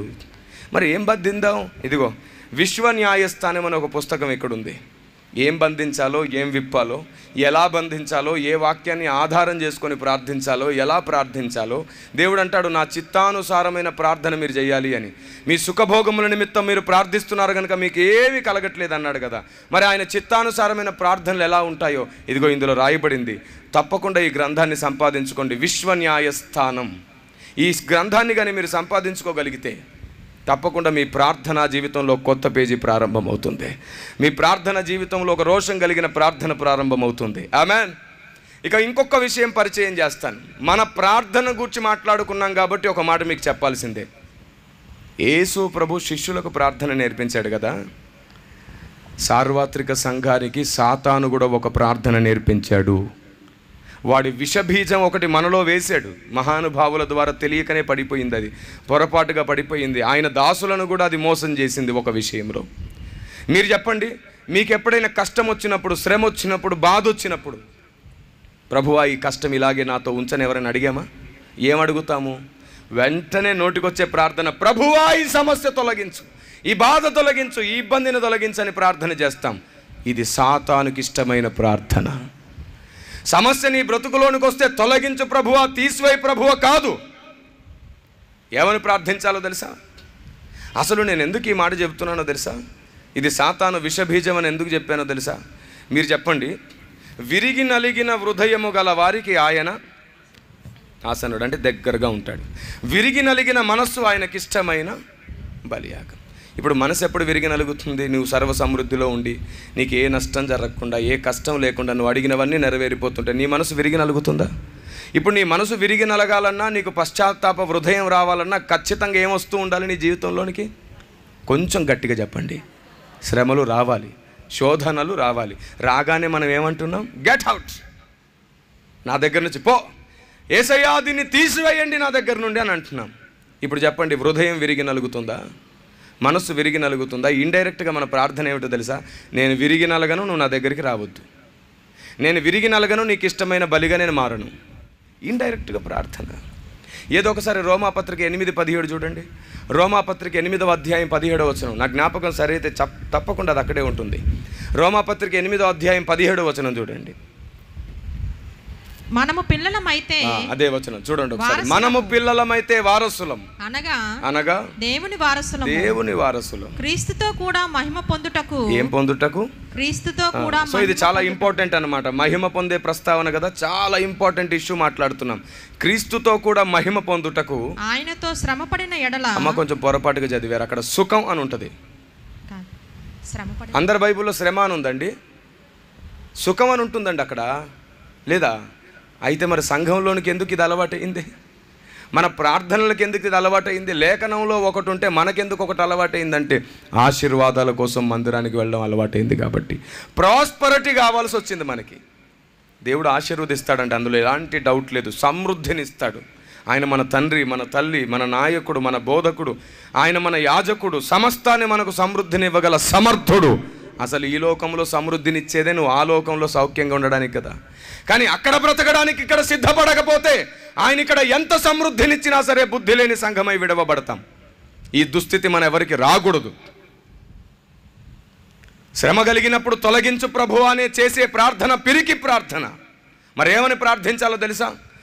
ప్రభువా నీ అనుమతి లేకుండా నా తలలో ఒక వెంట్రుక కూడా రాలదని నీ లేఖనం చెబుతుందని ఆయన నేను నమ్ముతున్నాను. ఒక శ్రమ నా తెలివి తక్కువతనంతో వచ్చిన, నా అవిధేయతతో వచ్చిన, లేదా నువ్వు అనుమతించిన నాకు ఒక పాఠం నేర్పడానికి. శ్రమ మన జీవితాల్లోకి వస్తుందంటే అర్థం ఏమిటో తెలుసా? మన ఆత్మీయ స్థాయి అంతస్తు పెరగబోతుంది అని అర్థం. ఆమేన్. నిజం. మనం విరిగి నలుగుతున్నామంటే దాని అర్థం ఏమిటో తెలుసా? పరిశుద్ధాత్మ దేవుడు మనల్ని అంతస్తు లెక్కించబోతున్నాడు అని అర్థం. స్తుతి కలుగునుగాక. ఈ ఆమెన్ అంటే ఏదో కొంచెం ప్లాస్టిక్ ఆమెన్లు తీసేసి బంగారు ఆమెన్లు అనండి ఒకసారి. ఆమేన్. Praise the Lord. ఎవరు చెప్పకుండానే ఒక మాట నీకు అర్థమైతే వాడికి అర్థం కావాలని చెప్పాను. నీకు అర్థమైందని వాడికి అర్థమై వాడు నీకు భయపడాలి. దేవునికి స్తోత్రం కలుగునుగాక. ఎందుకంటే మీకు ఎన్ని సంగతులు, ఎన్ని సత్యాలు తెలుస్తాయో, మీ భక్తి జీవితాన్ని స్థిరపరచుకోవడానికి మీకు ఎంత బలం సమకూరుతుందో వాడంతా పిరికి వాడైపోతాడు. ఆమేన్. Praise the Lord. అవును, ఏమడిగాను మిమ్మల్ని? దేని గురించి అడిగాను? శ్రమపడిన ఎడల దేవునితో. ఇంకోసారి అడుగుతాను, ఈసారి మర్చిపోకండి, జాగ్రత్తగా వినండి. తండ్రి, నీ అనుమతి లేకుండా నా తలలో ఒక వెంట్రుక కూడా రాలదు అని నీ వాక్యం సెలవిస్తుంది. నేను నమ్ముతున్నాను. నా బుద్ధిహీనత వలనో లేదంటే నీవేదో ఒక పాఠం నాకు నేర్పించడానికో నువ్వు శ్రమను అనుమతిస్తే ఆ పాఠం నేర్చుకునే ఓపికను నాకు ఇవ్వు ప్రభువా. ఆ జ్ఞానము కలిగి నేను నడుచుకోవడానికి నాకు సహనాన్ని అనుగ్రహించు ప్రభువా. శోధన సహించే శక్తిని నాకు ఇవ్వు ప్రభువా అని అడుగుతూ ఇంకో ప్రార్థన చేయాలి. ఈ శ్రమలన్నిటినీ పోరాడి గెలిచే శక్తిని నాకు ఇవ్వు ప్రభువా అని అడగాలి. దేవునికి స్తోత్రం కలుగునుగాక. అప్పుడు నువ్వు రోషం కలిగిన దేవుని బిడ్డవవుతావు. ఎంతకాలం పెరిగి ప్రార్థన చేస్తారు చెప్పండి? ఈరోజు సంఘం ఎంత బలహీనంగా కనబడుతుందంటే, ఇలా సభలో వాక్యం చెప్పి మేము వేదిక దిగగానే వస్తారు కొందరు, ప్రార్థించండి సార్ మాకని. నేను అనుకుంటాను, కృపావరముల గురించి అడుగుతారేమో, ప్రార్థనాత్మను గురించి అడుగుతారేమో, వాక్య ప్రత్యక్షతను గురించి అడుగుతారేమో, శ్రమలను గెలిచే శక్తిని అడుగుతారేమో, దేవుని సన్నిధిలో వేడుకుందాం వీరి కోసం అనుకుంటాను. కొంచెం మోకాళ్ళ నొప్పులు వచ్చినాయి, ప్రార్థించరా? కొంచెం తలనొప్పి ఉంది, ప్రార్థించరా? కొంచెం మెడలో నొప్పి ఉంది, ప్రార్థించరా? ఒక ఆవిడ అడిగింది, జలుబు వచ్చింది, ప్రార్థించరా? నేనన్న ఖర్చిప్తే లేదు. ఇంకేం చెప్పాలో చెప్పండి. ఇలా చిన్న చిన్న వాటికి భయపడిపోతుంది సంఘం. చిన్న చిన్న వాటికి భయపడిపోతుంది సంఘం. ప్రతి చిన్నదానికి తలనొప్పి, అయ్యగారు కొంచెం మాకు ప్రార్థన చేయండి సార్, నడుము నొప్పి చాలా విపరీతంగా. నేను ఒక మాట అడగాలనుకుంటున్నాను. నువ్వు రక్షింపబడ్డ కొత్తలో చాలా పసితనం నీ ఆత్మీయ జీవితానికి, అందుకే నీకు ప్రతి చిన్నది మేము చేసి పెడతాం సేవకులంగా. మీరు చెప్పండి, మన బిడ్డలకి పసితనంలో ఉన్నప్పుడు చీదడం, కడగడం, స్నానం చేయించడం అన్నీ చేస్తామా లేదా? మరి వాడు 10వ తరగతి వెళ్ళిన గాడిదలాగా తయారైనాక కడుగుతామా? చీదుతామా? ఏం చేస్తాము? వాడే చేయడం, వాడే చేసుకోవాల్సిన అవసరం. ఎందుకంటే వాడు ఎదిగాడు. నువ్వు చిన్నతనంలో, ఆత్మీయ పసితనంలో ప్రతి చిన్న దానికి మేము స్పందించాం. ఎందుకంటే నువ్వు ఎదగాలి కాబట్టి. ఈరోజు నువ్వు ఎదిగావు. చిన్న దానికి నువ్వు భయపడే స్థాయి నుంచి నువ్వే వాటిని అధిగమించే స్థాయికి ఎదిగావు. విశ్వాస సహితమైన ప్రార్థన రోగిని స్వస్థపరచును. మీలో మీరు ప్రార్థించుకున్నా, మీరు మోకరించి ప్రార్థించిన పరలోకమందున తండ్రి మీ మొరను ఆలకించి మిమ్మల్ని స్వస్థపరుస్తాడు. దేవునికి స్తోత్రం కలుగునుగాక. ఏ విషయంలో మీ బలం చాలదో, ఏ విషయంలో మీరు అధిగమించలేరో అక్కడ సేవకుడు మీ సహాయకుడు, సేవకుడు మీ పరిచారకుడు. దేవునికి స్తోత్రం కలుగునుగాక. చిన్న వాటికి భయపడకండి, చిన్న వాటికి మీరు ఇబ్బంది పడకండి. అవి వస్తుంటాయి, పోతుంటాయి. దాని గురించి పెద్ద చింత అక్కర్లేదు. ఎందుకంటే బైబిల్ చెప్పింది, దేవుడు సుఖ దుఃఖములను జతపరిచాడు. శ్రమలను చూసి భయపడే రోజులు పోవాలి. నువ్వే శ్రమతో మాట్లాడాలి. ఏమిటే శ్రమ? ఈ మధ్య రావట్లేదు సరిగ్గా, అప్పుడప్పుడు పలకరిస్తూ ఉండు. నీకేమైనా మర్యాద తగ్గితే నన్ను అడుగు. ఆ రోషము కలిగినటువంటి స్థాయికి మనం ఎదగాలి. పౌలు భక్తుడు అంటాడు, అయ్యా నీవిచ్చే మహిమ ముందు ఈ శ్రమలు ఎన్నదగినవి. లేఖనం ఏమంటుందో తెలుసా? క్రీస్తుతో కూడా మహిమ పొందుటకు ఆయనతో శ్రమ పడిన ఎడలా దేవునికి స్తుతి కలుగునుగాక. శ్రమ పడితే వారసులమా, సుఖపడితే వారసులమా? అయితే డైరెక్ట్గా చెప్పండి, ఇప్పుడు మనకేమి ఇష్టం లేదు? శ్రమ పడ్డమే ఇష్టం లేదు. మరి ఎదిగామా? ఉన్న చోటే ఉన్నామా? మీరు చెప్పండి. ఏమి లాభం ఎంత బూస్టింగ్ వస్తే? ఏమి లాభం ఎంత ప్రోత్సాహం వస్తే? ఈరోజు సంఘం ఇంటి దగ్గర నుంచి బయలుదేరి మందిరానికి వచ్చేటప్పుడు ఏమైనా ప్రార్థన చేస్తుందో తెలుసా? ప్రభువా నా కోసం మాట్లాడు, నా బాధల కోసం మాట్లాడు, నా కోడల కోసం మాట్లాడు, నా కూతురు కోసం మాట్లాడు, నా కొడుకు కోసం మాట్లాడు, ప్రభువా ప్రమోషన్ కోసం మాట్లాడు, ప్రవచనం ఎత్తి మాట్లాడు, దేవా నా కోసం, నా ఏడుపుల కోసం మాట్లాడు. ఇది భారమంతా దీని మీదే ఉంటుంది. వచ్చి కూర్చొని దిగులుగా ముఖమంతా వేదనతో ఉంటే ఇక్కడ నిలబడ్డ సేవకులం మేమేం చేస్తాం చెప్పండి? మీరు బాధలో ఉంటే మేము దేవుని జ్ఞానాన్ని మీలో నింపగలుగుతామా? లేదు. మేము మిమ్మల్ని ఓదార్చడమే మా పని. ఓదార్పు యాత్ర, ప్రసంగాలన్నీ ఓదార్పు యాత్రే. ఇంకా మిమ్మల్ని బలపరుచుకోవాలి. గ్రంథంలో జరిగినటువంటి దైవ కార్యాన్ని, భక్తుల జీవితంలో దేవుడు శ్రమల నుంచి ఎలా విడిపించాలో చెప్పాలి. ఏదోలాగా మిమ్మల్ని నిలబెట్టాలి. ఇదే మా పని. ఇంకా బతుకున్నంత కాలం మిమ్మల్ని ఓదార్చి చచ్చిపోతున్నాం మేము. కాదు, ఇది కాదు, అసలు ఇది కాదు. ఆది సంఘ వైభవాన్ని మించిన వైభవం సంఘానికి రావాలంటే ఈ ఆలోచన విధానం సంఘం మార్చుకోవాలి. మందిరానికి వచ్చేటప్పుడు నా గురించే మాట్లాడు ప్రభు అంటాం మానేసేయండి. ఇక మీదట మానేసేయండి. ఏమని ప్రార్థించాలో తెలుసా? మీకు అర్థమయ్యేటట్టు ఒక చిన్న ఎక్స్పెరిమెంట్ చేస్తాను. ఒక ఇద్దరు నా ముందుకు వచ్చేస్తారు. త్వరగా పరిగెత్తండి. మీకు అర్థమయ్యేటట్లు చేస్తాను. మనలో ఇలాంటి 2 స్వభావాలు ఉంటాయి. 2 రకాల ప్రజలు ఉంటారు. చూడండి ఒకసారి. వీళ్ళిద్దరూ మనం, కొంచెం దూరం నిలబడినాను, వీళ్ళిద్దరూ మనం. ఈ వ్యక్తి ప్రార్థన చేస్తున్నాడు, ఈ వ్యక్తి కూడా ప్రార్థన చేస్తున్నాడు. మనలాంటి కష్టాలు, మనలాంటి బాధలు, మనలాంటి సమస్యలు, మనలాంటి రోగాలు వీళ్ళందరికీ ఉన్నాయి, అప్పులు అన్నీ ఉన్నాయి. ప్రార్థన చేస్తున్నారు, ప్రభువా ఈ సమస్య తొలగించు, ప్రభువా ఈ ఇబ్బందులు తొలగించు, ప్రభువా మమ్మల్ని కనికరించు, ప్రభువా మమ్మల్ని దీవించు, ప్రభువా మాకు ప్రవచనాలు ఇవ్వు, ప్రభువా మాకు వాగ్దానాలు ఇవ్వు, ప్రభువా మమ్మల్ని ఓదార్చు. ఇంకా చచ్చేదాకా ఇదే ప్రార్థనలో ఉన్నారు వీళ్ళు ఇద్దరు. ఇగో ఈ వ్యక్తికి మధ్యలో బుద్ధి వచ్చేసింది. ప్రార్థించి ప్రార్థించి ప్రార్థించి మధ్యలో బుద్ధి వచ్చేసి, అవును ఇన్ని సంవత్సరాల నుంచి ప్రార్థిస్తున్నాను, కష్టాలు పోతున్నాయి వస్తున్నాయి, కష్టాలు పోతున్నాయి వస్తున్నాయి, పూర్తిగా ఎప్పటికీ కష్టం పోలేదే. దీనికి తోడు నా ఆత్మీయ స్థితి ఎక్కడేసిన గొంగలు అక్కడే ఉంది, నేనేదో తప్పు చేస్తున్నాను అని మోకరిస్తే యాకోబు పత్రికలో ఉన్న మాట ఇతన్ని హెచ్చరించింది. నీ సుఖభోగముల నిమిత్తమే నువ్వు అడుగుతున్నావు గనక, నా చిత్తానుసారంగా నువ్వు అడగట్లేదు గనక. ఈయనకు భయం వేసింది. ఇంకా అప్పటి నుంచి ప్రార్థన మార్చేశాడు. ఈయన ఏమని ప్రార్థన చేస్తున్నాడో తెలుసా? తండ్రి నీ చిత్తము నాకు బయలుపరచు, నన్ను నా కుటుంబాన్ని నీ కొరకే వాడుకో. తండ్రి నీ జ్ఞానము నాకు బోధించు, నన్ను నీ కుటుంబాన్ని నీ కొరకే వాడుకో అని మొరపెడుతున్నాడు. ఈయన ప్రార్థన మానేయలేదు. ప్రభువా నా అప్పులు తీసేసాయి, ప్రభువా నా ఇబ్బందులు తీసేసాయి, ప్రభువా నా రోగాలు తీసేసాయి, ప్రభువా నాకు ప్రమోషన్లు ఇవ్వు, ప్రభువా నా తమ్ముని దీవించు, నాకు సొంత ఇల్లు ఇవ్వు, స్థలం ఇవ్వు, ప్రభువా దానికి పెయింట్ వేసుకోవాలి. లిస్టు పెద్దగా ఉంటుంది కదా. ఆ పట్ల ఈయన మాత్రం ప్రార్థన మార్చేసుకున్నాడు. ఈయన మాత్రం ప్రార్థన మానుకోలేదు. ఈయన అడుగుతున్నాడు. ఇప్పుడు చెప్పండి, ఈ ఇద్దరి ప్రార్థనలో దేవునికి ఏ ప్రార్థన నచ్చుతుందని మీకు అనిపిస్తుంది? ఇతని పేరు ఏ, ఇతని పేరు బి. బియేనా? సరే, మనం ఎందుకు ఈ బి ప్రార్థన చేయట్లేదు? ఈ ప్రార్థన చేయించడానికి దేవుడు ఈ వేదిక సిద్ధపరిచాడు. దేవునికి స్తోత్రం కలుగునుగాక. ఏం జరుగుతుందో తెలుసా? ఈ ప్రార్థన చేస్తే దేవునికి నచ్చుతుంది కదా. ఈయన ఏమడుగుతున్నాడు? నీ జ్ఞానం బోధించు నాకు, నన్ను నీ కొరకే నా కుటుంబంతో సహా వాడుకో. దేవునికి నచ్చింది, దేవుడిని వాడుకోమని అడుగుతున్నాడు కదా. ఇప్పుడు దేవుడు చూసి చూసి ఈయన ప్రార్థన విని ఈయన మీదకి ఆయన చేయి పెడతాడు. ఇప్పుడు దేవుని చేయి ఎప్పుడైతే ఈయన మీదకి వచ్చిందో ఇప్పుడు ఏం జరగబోతుంది? నన్ను వాడుకోను కదా అడిగాడు. ఇప్పుడు దేవుడు ఇతన్ని వాడుకోవాలి, కానీ ఒంట్లో వ్యాధి ఉంది, ఇంట్లో బాధ ఉంది, అప్పులున్నాయి, సమస్యలున్నాయి, మందమతుడు. ఏమండి, మందత్వం కూడా ఉంది, జ్ఞానం లేదు, సమస్యలు ఎన్ని ఉంటుండగా దేవుడు ఎలా వాడుకుంటాడు? కానీ వాడుకుంటాడు దేవుడు. ఎప్పుడైతే దేవుడు చేయబెట్టాడో ఇతని అడుగులు ముందుకు వెళ్తున్నాయి. ఎప్పుడైతే ఇతని అడుగులు ముందుకు వచ్చాయో ఇతని ఒంట్లో ఉన్న వ్యాధి దేవుడు తొలగించేశాడు. ఎందుకంటే వాడుకోవాలి కదా. ఇంకొక అడుగు దేవుడు ముందుకు నడిపించాడు, ఇంట్లో ఉన్న సమస్యలను దేవుడు తీసేశాడు. ఇంకొక అడుగు ముందుకు దేవుడు తీసుకొచ్చాడు, అప్పులు తొలగిపోయాయి. ఇంకొక అడుగు ముందుకు తీసుకొచ్చాడు, ఈయనకున్నటువంటి మనసులో ఉన్నటువంటి మందత్వం తొలగిపోయింది. ఇంకొక అడుగు ముందుకు తీసుకొచ్చాడు. ఇతడు ఎలా ఎలా దేవుని కొరకు వాడబడుతున్నాడో అలాగ ఇతన్ని బంధించున్న కట్లు వాటికవే తొలగిపోతున్నాయి. దేవునికి స్తోత్రం కలుగునుగాక. అడగనక్కర లేకుండా అప్పులు పోతున్నాయి, అడగనక్కర లేకుండా వ్యాధులు పోతున్నాయి, అడగనక్కర లేకుండా సమస్య పోతుంది. దేవుడు ఇతన్ని చాలా ముందుకు తీసుకొచ్చేసాడు. ఇదిగో మనం ఎక్కడున్నాం చూడండి ఒకసారి. ఇంకా అక్కడే హల్లెలూయా స్తుతి మేమే వాడుకొని దేవునికి వేడుతానే ఉన్నాం, బతిమాలుతానే అక్కడే ఉన్నాం, మనం అక్కడే ఉన్నాం. ఇది మన పరిస్థితి, మన విశ్వాస జీవితం. ఇప్పుడు మన ప్రార్థన మారాలి, మన ప్రార్థన మారాలి. నన్ను దీవించు, నన్ను ఆశీర్వదించు, నాకే అన్ని ఇవ్వు, దేవా నా గురించే మాట్లాడు కాదు. తండ్రి నేను నీ మందిరానికి వస్తున్నాను, నీవేం మాట్లాడతావో విందామని వస్తున్నాను, నాతో మాట్లాడు తండ్రి. దేవునికి స్తుతి కలుగునుగాక. నేను మీ ముందు ఒక సవాలు పెడతాను, కూర్చోండి. నేను మీ ముందు ఒక సవాలు పెడతాను.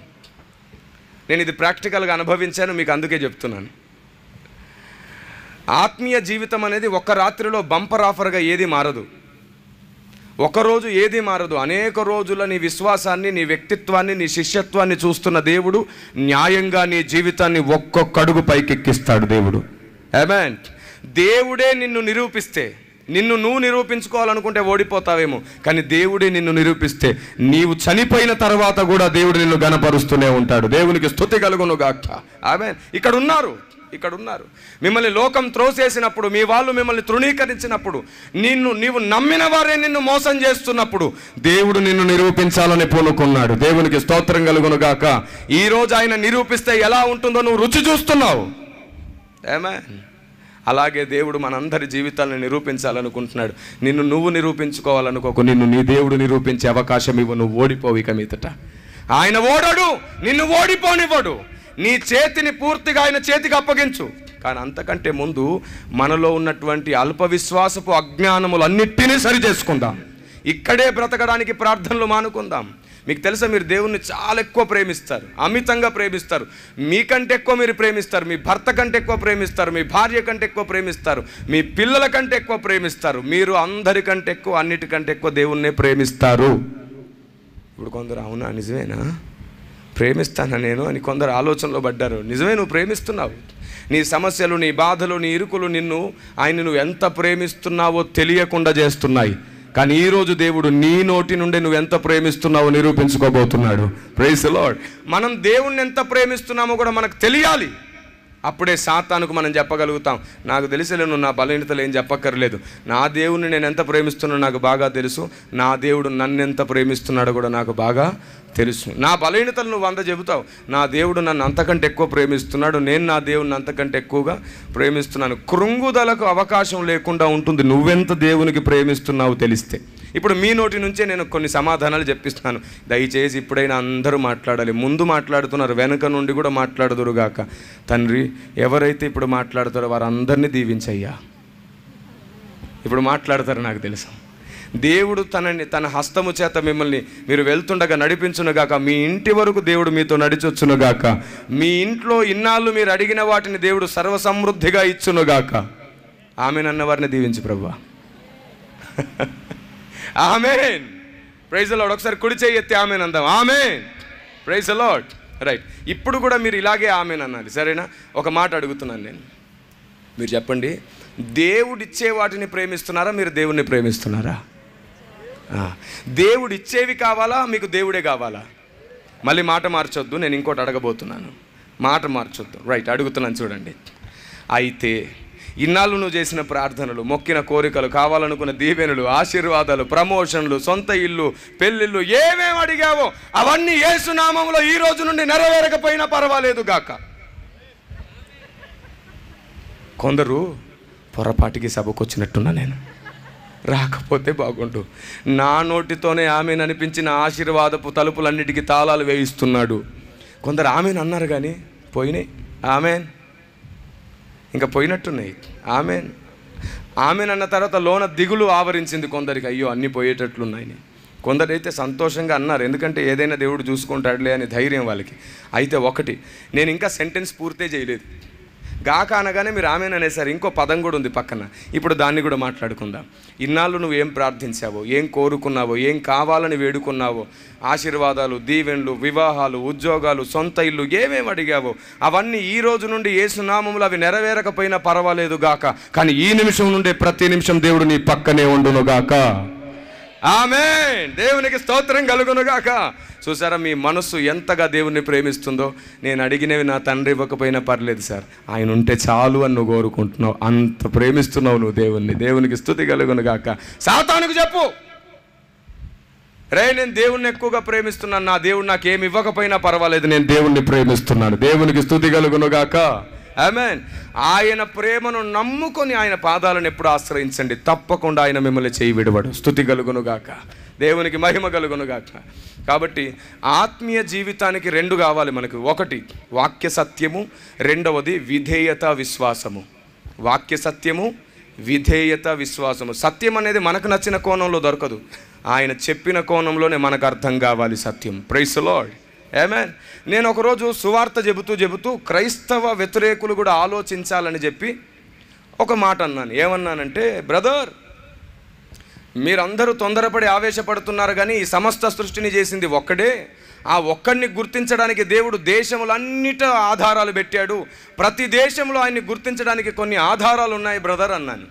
అనగానే మన క్రైస్తవ అన్నదమ్ములు కొంచెం ఉలిక్కిపడి లేచి, ఏమిటి ఏమంటున్నావు, బైబిల్లో తప్ప దేవుడు ఇంకెక్కడ లేడు అని అన్నారు. అసలు నేనెప్పుడు దేవుడు ఇంకో చోట ఉన్నాడన్నాను? నేను ఏ గ్రంథంలో దేవుడు లేడు కాదు, ఇంకా క్లియర్గా చెప్తాను. యేసు ప్రభు ఏ గ్రంథాలలో లేడు, కానీ యేసు ప్రభుని గుర్తించడానికి గుర్తులు అన్ని గ్రంథాలలో ఉన్నాయి. దేవునికి స్తోత్రం కలుగునుగాక. ప్రతి సువార్తికుడు ఇది గుర్తుంచుకోవాలి. మీరు చెప్పండి, క్రిస్మస్ టైంలో మనం కూడా ప్రసంగాలు చేస్తుంటాం. ఏమని? ఆయన జన్మించినప్పుడు తూర్పు దేశపు జ్ఞానులు ఆయన వెతుక్కుంటే ఎక్కడికి వచ్చారు? బెత్లెహేంకి వచ్చారు. ఇప్పుడు నాకు చెప్పండి, ఎవరు చెప్తే వచ్చారు వాళ్ళు? ఎవరు చెబితే వచ్చారండి?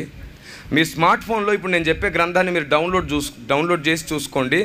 జెండ్ అవెస్తా అనే గ్రంథం ఒకటి ఉంది. పారసిక దేశ మతం యొక్క గ్రంథం అది. తూర్పు దేశపు జ్ఞానులందరూ పారసిక దేశం నుంచి వచ్చిన వారే, మన భారతదేశం నుంచి ఎవ్వరూ రాలేదు. పారసిక దేశస్తుల గ్రంథం ఒకటి ఉంది, అది జెండ్ అవెస్తా అనే గ్రంథం. దాంట్లో 5వ అధ్యాయంలో ఒకసారి, 35వ అధ్యాయంలో ఇంకొకసారి రాయబడింది ఏమిటో తెలుసా? పరమాత్ముడు ఈ లోకములో జన్మించబోతున్నాడు, అవతరించబోతున్నాడు. ఆయన పుట్టినప్పుడు మనకు దొరికిన ఒకే ఒక ఆనవాలు, ఆకాశంలో నక్షత్రము వెలుస్తుంది. అది అన్నిటికంటే వింతైనది, పెద్దది, ఆకారంలో గొప్పది. అది మీరు గుర్తుపట్టే వరకు, అనగా మనకు దర్శనమిచ్చి చెప్పిన దేవుడు చెప్పాడు, మన దేశం ఆ నక్షత్రాన్ని గుర్తుపట్టే వరకు అది నిలిచే ఉంటుంది అని చెప్పాడంట దేవుడు. ఏమండి, వాళ్ళ గ్రంథంలో రాయబడింది అలాగా.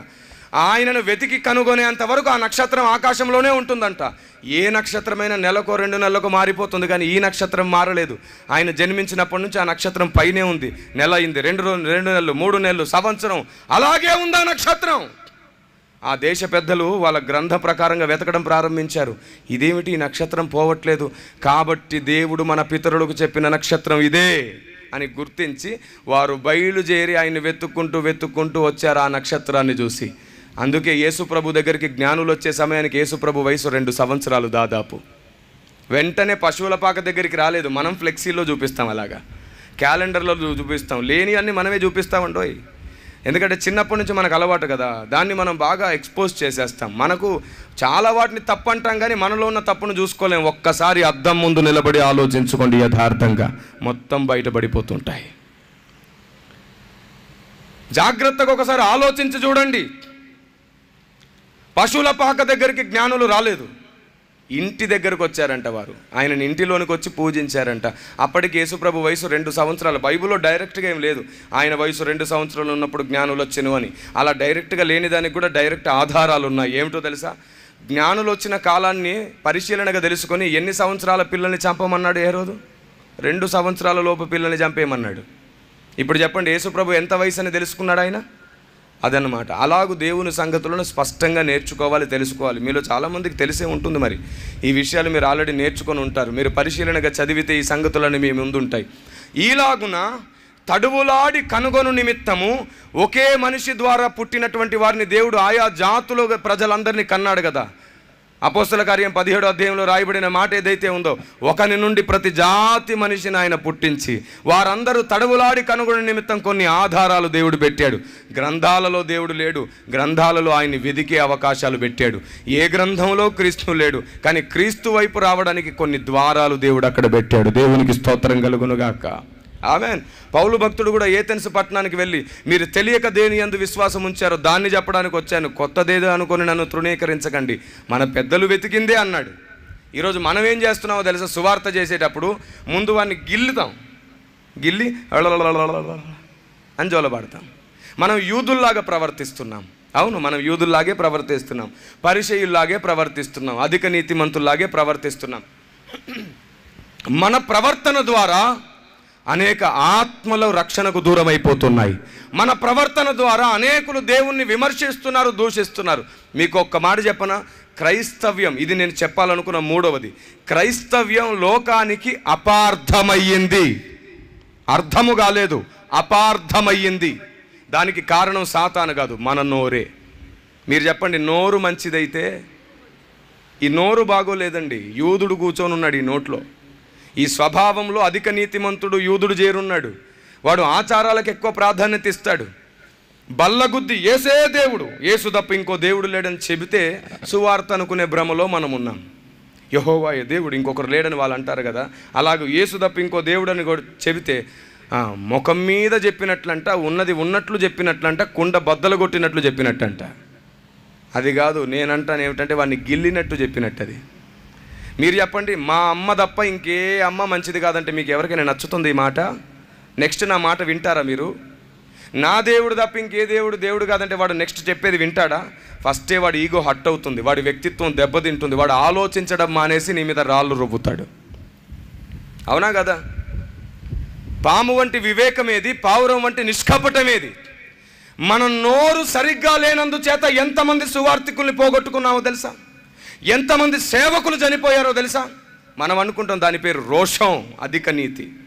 మనం అనుకుంటాం దాని పేరు పరిశుద్ధత, యథార్థత, ఉన్నదున్నట్లు మాట్లాడడం అనుకుంటాం. నేను ఒక్కటి చెప్పనా, సువార్త వినకుండా ఒకడు హట్ అయ్యేటట్లు నువ్వు మాట్లాడే మాట నువ్వు మాట్లాడకపోవడమే మంచిది. ముఖం మీద నువ్వు సత్యం చెబుతున్నావు కానీ వాడు మిగతా సర్వసత్యాన్ని తెలుసుకోలేకపోతున్నాడంటే నువ్వు ఆ సత్యము చెప్పకపోవడమే మంచిది. మరి ఎలా చెప్పాలి సార్? పాము వంటి వివేకంగా చెప్పాలి. సువార్త వినబడేటట్లు చేయడం మనం చేస్తున్న పెద్ద తప్పు.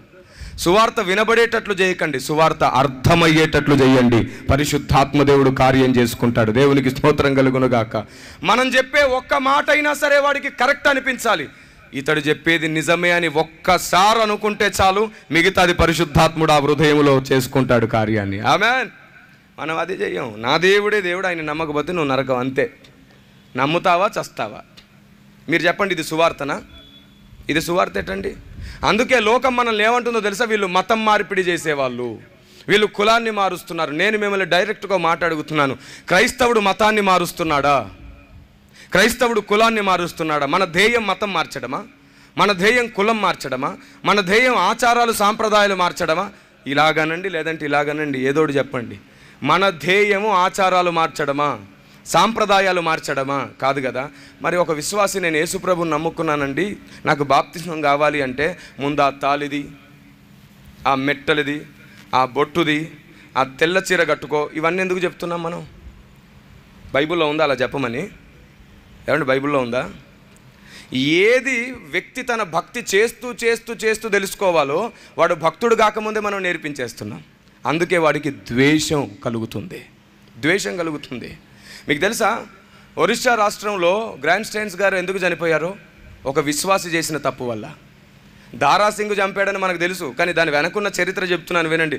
ఒక విశ్వాసి చేసిన పెద్ద పొరపాటు వల్ల ఓ మంచి సేవకుడు చనిపోయాడు. ఒకరోజు ఆ విశ్వాసం ఏం చేసిందో తెలుసా? ఇంట్లో నుండి విగ్రహాలు, పటాలన్నీ బయటపడేసింది. బయటపడేసిన తర్వాత చుట్టూ ఉన్న వాళ్ళు అడిగారంట, అమ్మ ఎందుకు ఇలా పడేసావు, కారణం ఏమిటి అని. అప్పుడు ఆవిడ ఏం చెప్పిందో తెలుసా? మా అయ్యగారు చెప్పారు. ఏమని చెప్పారు? ఇవి చెవులుండి వినవు, నోరుండి మాట్లాడవు, కళ్ళుండి చూడవు అని చెప్పారు. ఇప్పుడు చెప్పండి, వాళ్ళకి ఎవరి మీద కోపం వస్తుంది? అయ్యగారి మీద కోపం వస్తుంది. ఎవరిని చంపాలనుకుంటారు? అయ్యగారిని. ఎవరిని కొట్టాలనుకుంటారు? అయ్యగారిని.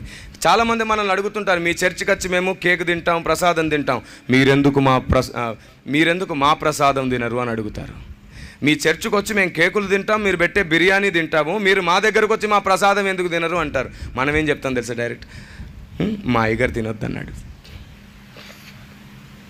మా బైబిల్లో ఉంది తినొద్దని. నేను యేసు ప్రభుని నమ్ముకున్నాను, అందుకే తినను. ఇప్పుడు చెప్పండి, వాళ్ళకి ఎవరి మీద కోపం వస్తుంది? ఫస్ట్ అయ్యగారి మీద కోపం, సెకండ్ దేవుని మీద కోపం, మూడోది బైబిల్ మీద కోపం. అది కాదు అసలు జవాబు. నువ్వు చెప్పింది నిజమే, సత్యమే, కానీ చెప్పే విధానం అది కాదు. అదే చెప్తున్నాను, చెప్పే సత్యము కూడా అర్థమయ్యేటట్లు చెప్పాలి. ముఖం మీద చెప్పడం సత్యం కాదు, హృదయంలో విత్తనం నాటడమే సత్యం చెప్పడం. దేవునికి స్తోత్రం కలుగునుగాక. ఎందుకు యూదుల్లాగా ప్రవర్తిస్తున్నాం మనం? ముఖం మీద చెప్పడం, ఉన్నదున్నట్టు చెప్పడం, వాడు ఏమన్నా పర్లేదు నేను అలాగే చెప్తాను. ఇదంతా కూడా పనికి మాలిన రోషం. ఇది ఆత్మలను రక్షించదు, మన ఆత్మలను పోగొడుతుంది, అనేక ఆత్మలను పోగొడుతుంది, అనేక మంది సేవకులను చంపేస్తుంది. ఎప్పుడైతే ఆ విశ్వాసి ఆ మాట చెప్పిందో అక్కడ ఉన్నటువంటి ఇరుగు పొరుగు కొందరు పూజారులు కలిసి దారాసింగ్ అనే వ్యక్తిని మాట్లాడారు. బాబు, పలానా వాడు ఇలా చేస్తున్నాడు, ఇలాగైతే మన ధర్మం పాడైపోతుంది, నువ్వు ఏదోటి చేయాలి. 15 మందిని వాడు మాట్లాడుకొని రౌడీలను 15 రోజులు పైబడి గ్రౌండ్ వరకు చేస్తే ఒక ఇన్ఫర్మేషన్ వచ్చింది, ఈ రాత్రి ఆ సేవకుడు జీప్లో పడుకున్నాడు అని. వెంటనే పెట్రోల్ క్యాన్స్ తీసుకొని వెళ్ళి దాన్ని పూర్తిగా కాల్చేశారు. సజీవంగా సేవకుడు, తన 2 పిల్లలు చనిపోయారు. సేవకుడు అంటండి, ఆ అగ్ని విపరీతంగా లేచినప్పుడు లేచి ఆ అద్దాలు పగలగొట్టి పిల్లల్ని బయటికి విసిరేశాడంట. కానీ మరలా వాళ్ళు లోపలికి విసిరేశారంట. పిల్లల మీద కూడా కనికరం లేనంత కోపం వచ్చింది. కారణం ఏంటో తెలుసా? మన నోరు బాగోలేదు. ఒక విశ్వాసి ఎలా సమాధానం చెప్పాలో తెలియకపోతే దేవునికి అవమానం కలుగుతుంది. అందుకే అన్నాడు, మిమ్ములను బట్టి నా నామం అన్యజనులలో దూషింపబడుతుంది. అన్యజనులు మనల్ని మతం మార్పిడిగాళ్ళు అనడానికి కారణం సాతాను కాదండోయ్, మనం ఈ నాలుగుతో కొంచెం చిచ్చు పెడతాం, వాడు ఊపి దాన్ని పెద్దగా చేస్తాడు, వ్యాపింపజేస్తాడు. ఈ నాలుగుతోనే మనం అధిక నీతిని మాట్లాడతాం. నన్ను అడిగారు అలాగే, మీరు ప్రసాదం ఎందుకు తినరు అని. కర్ణాటకలో నేను సువార్త చేయడానికి వెళ్ళినప్పుడు బిజ్జల్వాడి అనే ఒక ఊరికి వెళ్ళాను. అక్కడ సువార్త చేయడానికి వెళ్ళినప్పుడు నా కాలర్ పట్టుకున్నారు. అప్పుడు అడిగారు, నువ్వు నిజంగా ఈ దేశాన్ని ప్రేమిస్తే, నిజంగా నువ్వు మమ్మల్ని గౌరవిస్తే ఏది ప్రసాదం తిను అని అడిగాడు అతను. గుడి దగ్గరికి తీసుకెళ్ళి ఒక పెద్ద ఆయన అన్నాడు, బాబు నిజంగా నువ్వు మమ్మల్ని గౌరవించి ప్రేమించేవాడవైతే ఈ ప్రసాదం తిను అని. అప్పుడు నేను ఒక మాట అడిగాను, సార్ మీకోసం విషం తినమన్నా తింటాను, కానీ నాకో సమాధానం కావాలి. నేను చెప్పేది కరెక్ట్ అయినప్పుడు మీరు నాకు జవాబు చెప్పలేకపోతే నా చేతిలో పెట్టిన దాన్ని మీరే తీసేసుకోవాలి. మీరు జవాబు చెప్పగలిగితే అప్పుడు నేను ఈ విషయాన్ని తింటాను అన్నాను. వాళ్ళకి అర్థం కాలేదు నేనేం మాట్లాడాను. సరే అన్నాడు, చెప్పండి బ్రదర్ అన్నాడు. చెప్పు బాబు అని అడిగాడు. అప్పుడు నేను చెప్పాను, మీ మతంలోనే అయ్యప్ప మాలలని భవానీ మాలలని వేసుకుని అన్నదమ్ములు 41 రోజు 21 రోజు చేస్తారు కదా, చాలా భక్తిగా నిష్టగా ఉంటారు కదా, మీరు వాళ్ళని మీ గుడికి తీసుకెళ్ళి అక్కడ బలిగా అర్పించిన మాంసాన్ని తీసి వండి వారి ముందు పెడితే తింటారా అని అడిగాను. అప్పుడు ఆ పెద్ద ఆయన ఏమన్నాడు తెలుసా, తినరు బాబు అన్నాడు. ఎందుకు, మతం మారారా అని అడిగాను. లేదు అన్నాడు. కులం మారారా అన్నాడు. లేదు అన్నాడు. సాంప్రదాయాలు మార్చుకున్నారా అంటే లేదు అన్నారు. మరి ఎందుకు తినరు?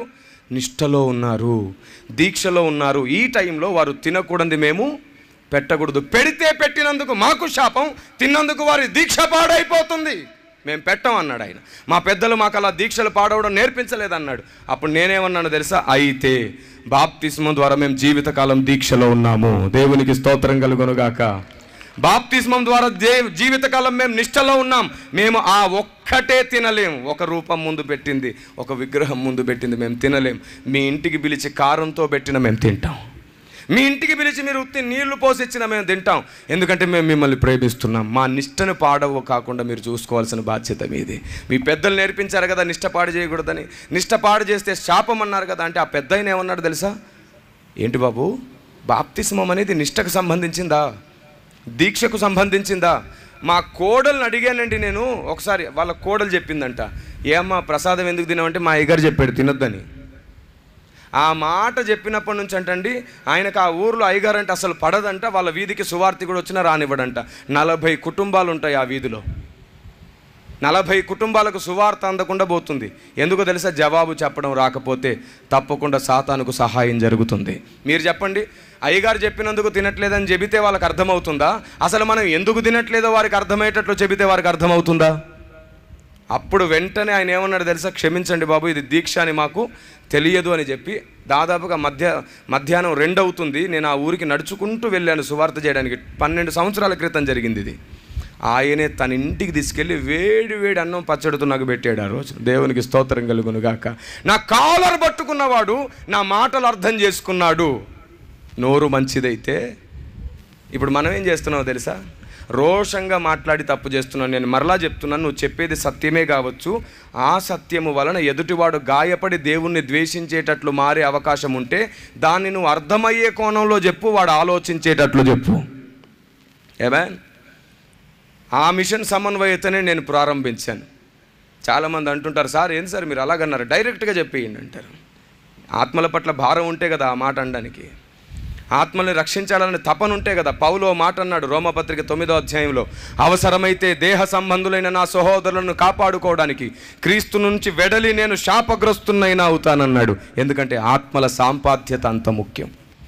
నేను నాశనమైనా పర్లేదు కానీ ఆత్మలు రక్షించబడాలన్నాడు పౌలు భక్తుడు. అయితే మీకు ఒక్కటి చెబుతున్నాను, వాక్యాన్ని దాటకండి, పరిశుద్ధాత్మను దుఃఖపరచకండి. ఈ 2 జాగ్రత్తగా కాపాడుకుంటూ మీరు చేసే ప్రతిది దైవ చిత్తం అవుతుంది. ఆమేన్. వాక్యాన్ని దేవదాటకండి, పరిశుద్ధాత్మను దుఃఖపరచకండి. Praise the Lord. అవును, మీరు చెప్పండి, మీకు హంసల దీవి తెలుసు కదా.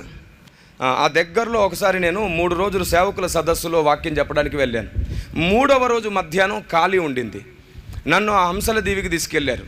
అంతర్వీధి పాలెంలో సేవకుల సదస్సు, నన్ను హంసల దీవికి తీసుకెళ్లారు. దగ్గరలోనని వెళ్ళాం. వెళితే కారుని అంత దూరంలో ఆపి ఒడ్డున 2 కిలోమీటర్లు ఆటోలో ప్రయాణం చేయాలి. అక్కడ పడిపోయిన గుడులు ఉన్నాయి చూపిస్తామని తీసుకెళ్లారు. మరి పక్కన ఎవరైనా ఉంటే మనం ఊరుకోం కదా, ఖచ్చితంగా సువార్త చెప్తాం కదా. నేను ప్రారంభించాను, బ్రదర్ ఎప్పుడైనా చర్చికి వెళ్ళారా? క్రైస్తవుడు అంటే మీకు మంచి అభిప్రాయం ఉందా, చెడ్డ అభిప్రాయం ఉందా? ఆయన ఏమన్నాడు తెలుసా, ఏం క్రైస్తవులు సార్, ఏం దేవుడు, ఏం బైబుల్ అది అన్నాడు. ఏమైంది బాబు అంత ఆవేశపడుతున్నావు, ఏమైంది నీకు అంత గాయం ఏమైందంటే ఆయన మాట్లాడుతున్నాడు పెద్దగా అరిచేసి. ఇలా అన్నాడు, ఏంటో తెలుసా, 8 సంవత్సరాలు అయింది సార్ మా అక్క మా ఇంటికి రావట్లేదు. ఈరోజు నేను చెప్తున్నాను, ఏలూరులో ఉన్న వ్యతిరేకత మొత్తం పోగొట్టేటట్లు దేవుడు మీకు నోరిచ్చునుగాక. ఆమేన్. క్రైస్తవ వ్యతిరేకులు కూడా క్రీస్తును ప్రేమించే రోజు వచ్చును గాక. అది ఎలా వస్తుందో తెలుసా? క్రైస్తవ వ్యతిరేకి కూడా నిన్ను గౌరవిస్తే నీలో ఉన్న క్రీస్తును ప్రేమిస్తాడు. దేవునికి స్తోత్రం కలుగును గాక. మనము ఎదుటి వారి చేత గౌరవాన్ని పొందితే కదా వారు మన మాటలు వినేది, మనలో ఉన్న క్రీస్తును గుర్తించేది. అసలు మనం ద్వేషాన్ని పార్సల్ చేయించుకొని మరి అనుభవిస్తున్నాం. టన్నుల కొద్ది ద్వేషాన్ని అనుభవిస్తున్నాం. ఎందుకంటే మనకు ఈగో ఎక్కువైపోయింది. ఒకప్పుడు కేజీల కొద్ది ఈగో ఉండేది, ఇప్పుడు టన్నులు అయ్యింది. ప్రతి ఒక్కడికి 10 టైర్ లారీ వెనకే వస్తుంది ఈగో. టచ్ చేస్తే చాలు బుస్సుమంటున్నారు. ఎంత డేంజర్ సిచ్యువేషనో చూడండి. ఆత్మీయ జీవితంలో ఎదగట్ల కోపాలు ఎక్కువ వస్తున్నాయి, ఆవేశాలు ఎక్కువ వస్తున్నాయి, తొందరపాటు ఎక్కువ. మీరు సోషల్ మీడియాలో చూడండి, బస్తీమే సవాళ్ళు నడుస్తున్నాయి. ఎంత దారుణమైన పరిస్థితితో చూడండి. ఇదా క్రైస్తవ్యం? ఇందుకేనా అనేకులు ప్రాణాలు పెట్టింది? ఇదా మనం నేర్చుకుంటున్న భక్తి? మోకాళ్ళ మీద ఉండి చేస్తున్న ప్రార్థన. ప్రతిదాన్ని వెంటనే తప్పనేస్తాం. మనకు నచ్చకపోతే తప్పు అంటాం, మనకు అర్థం కాకపోతే తప్పనేస్తాం, అబద్ధం అనేస్తాం. మనం ఎవరైనా మన తోటి ఉండే పెద్దలు నీతిమంతులు ఒప్పుకోకపోతే మనం దాన్ని తప్పనేస్తాం. అది తప్పు.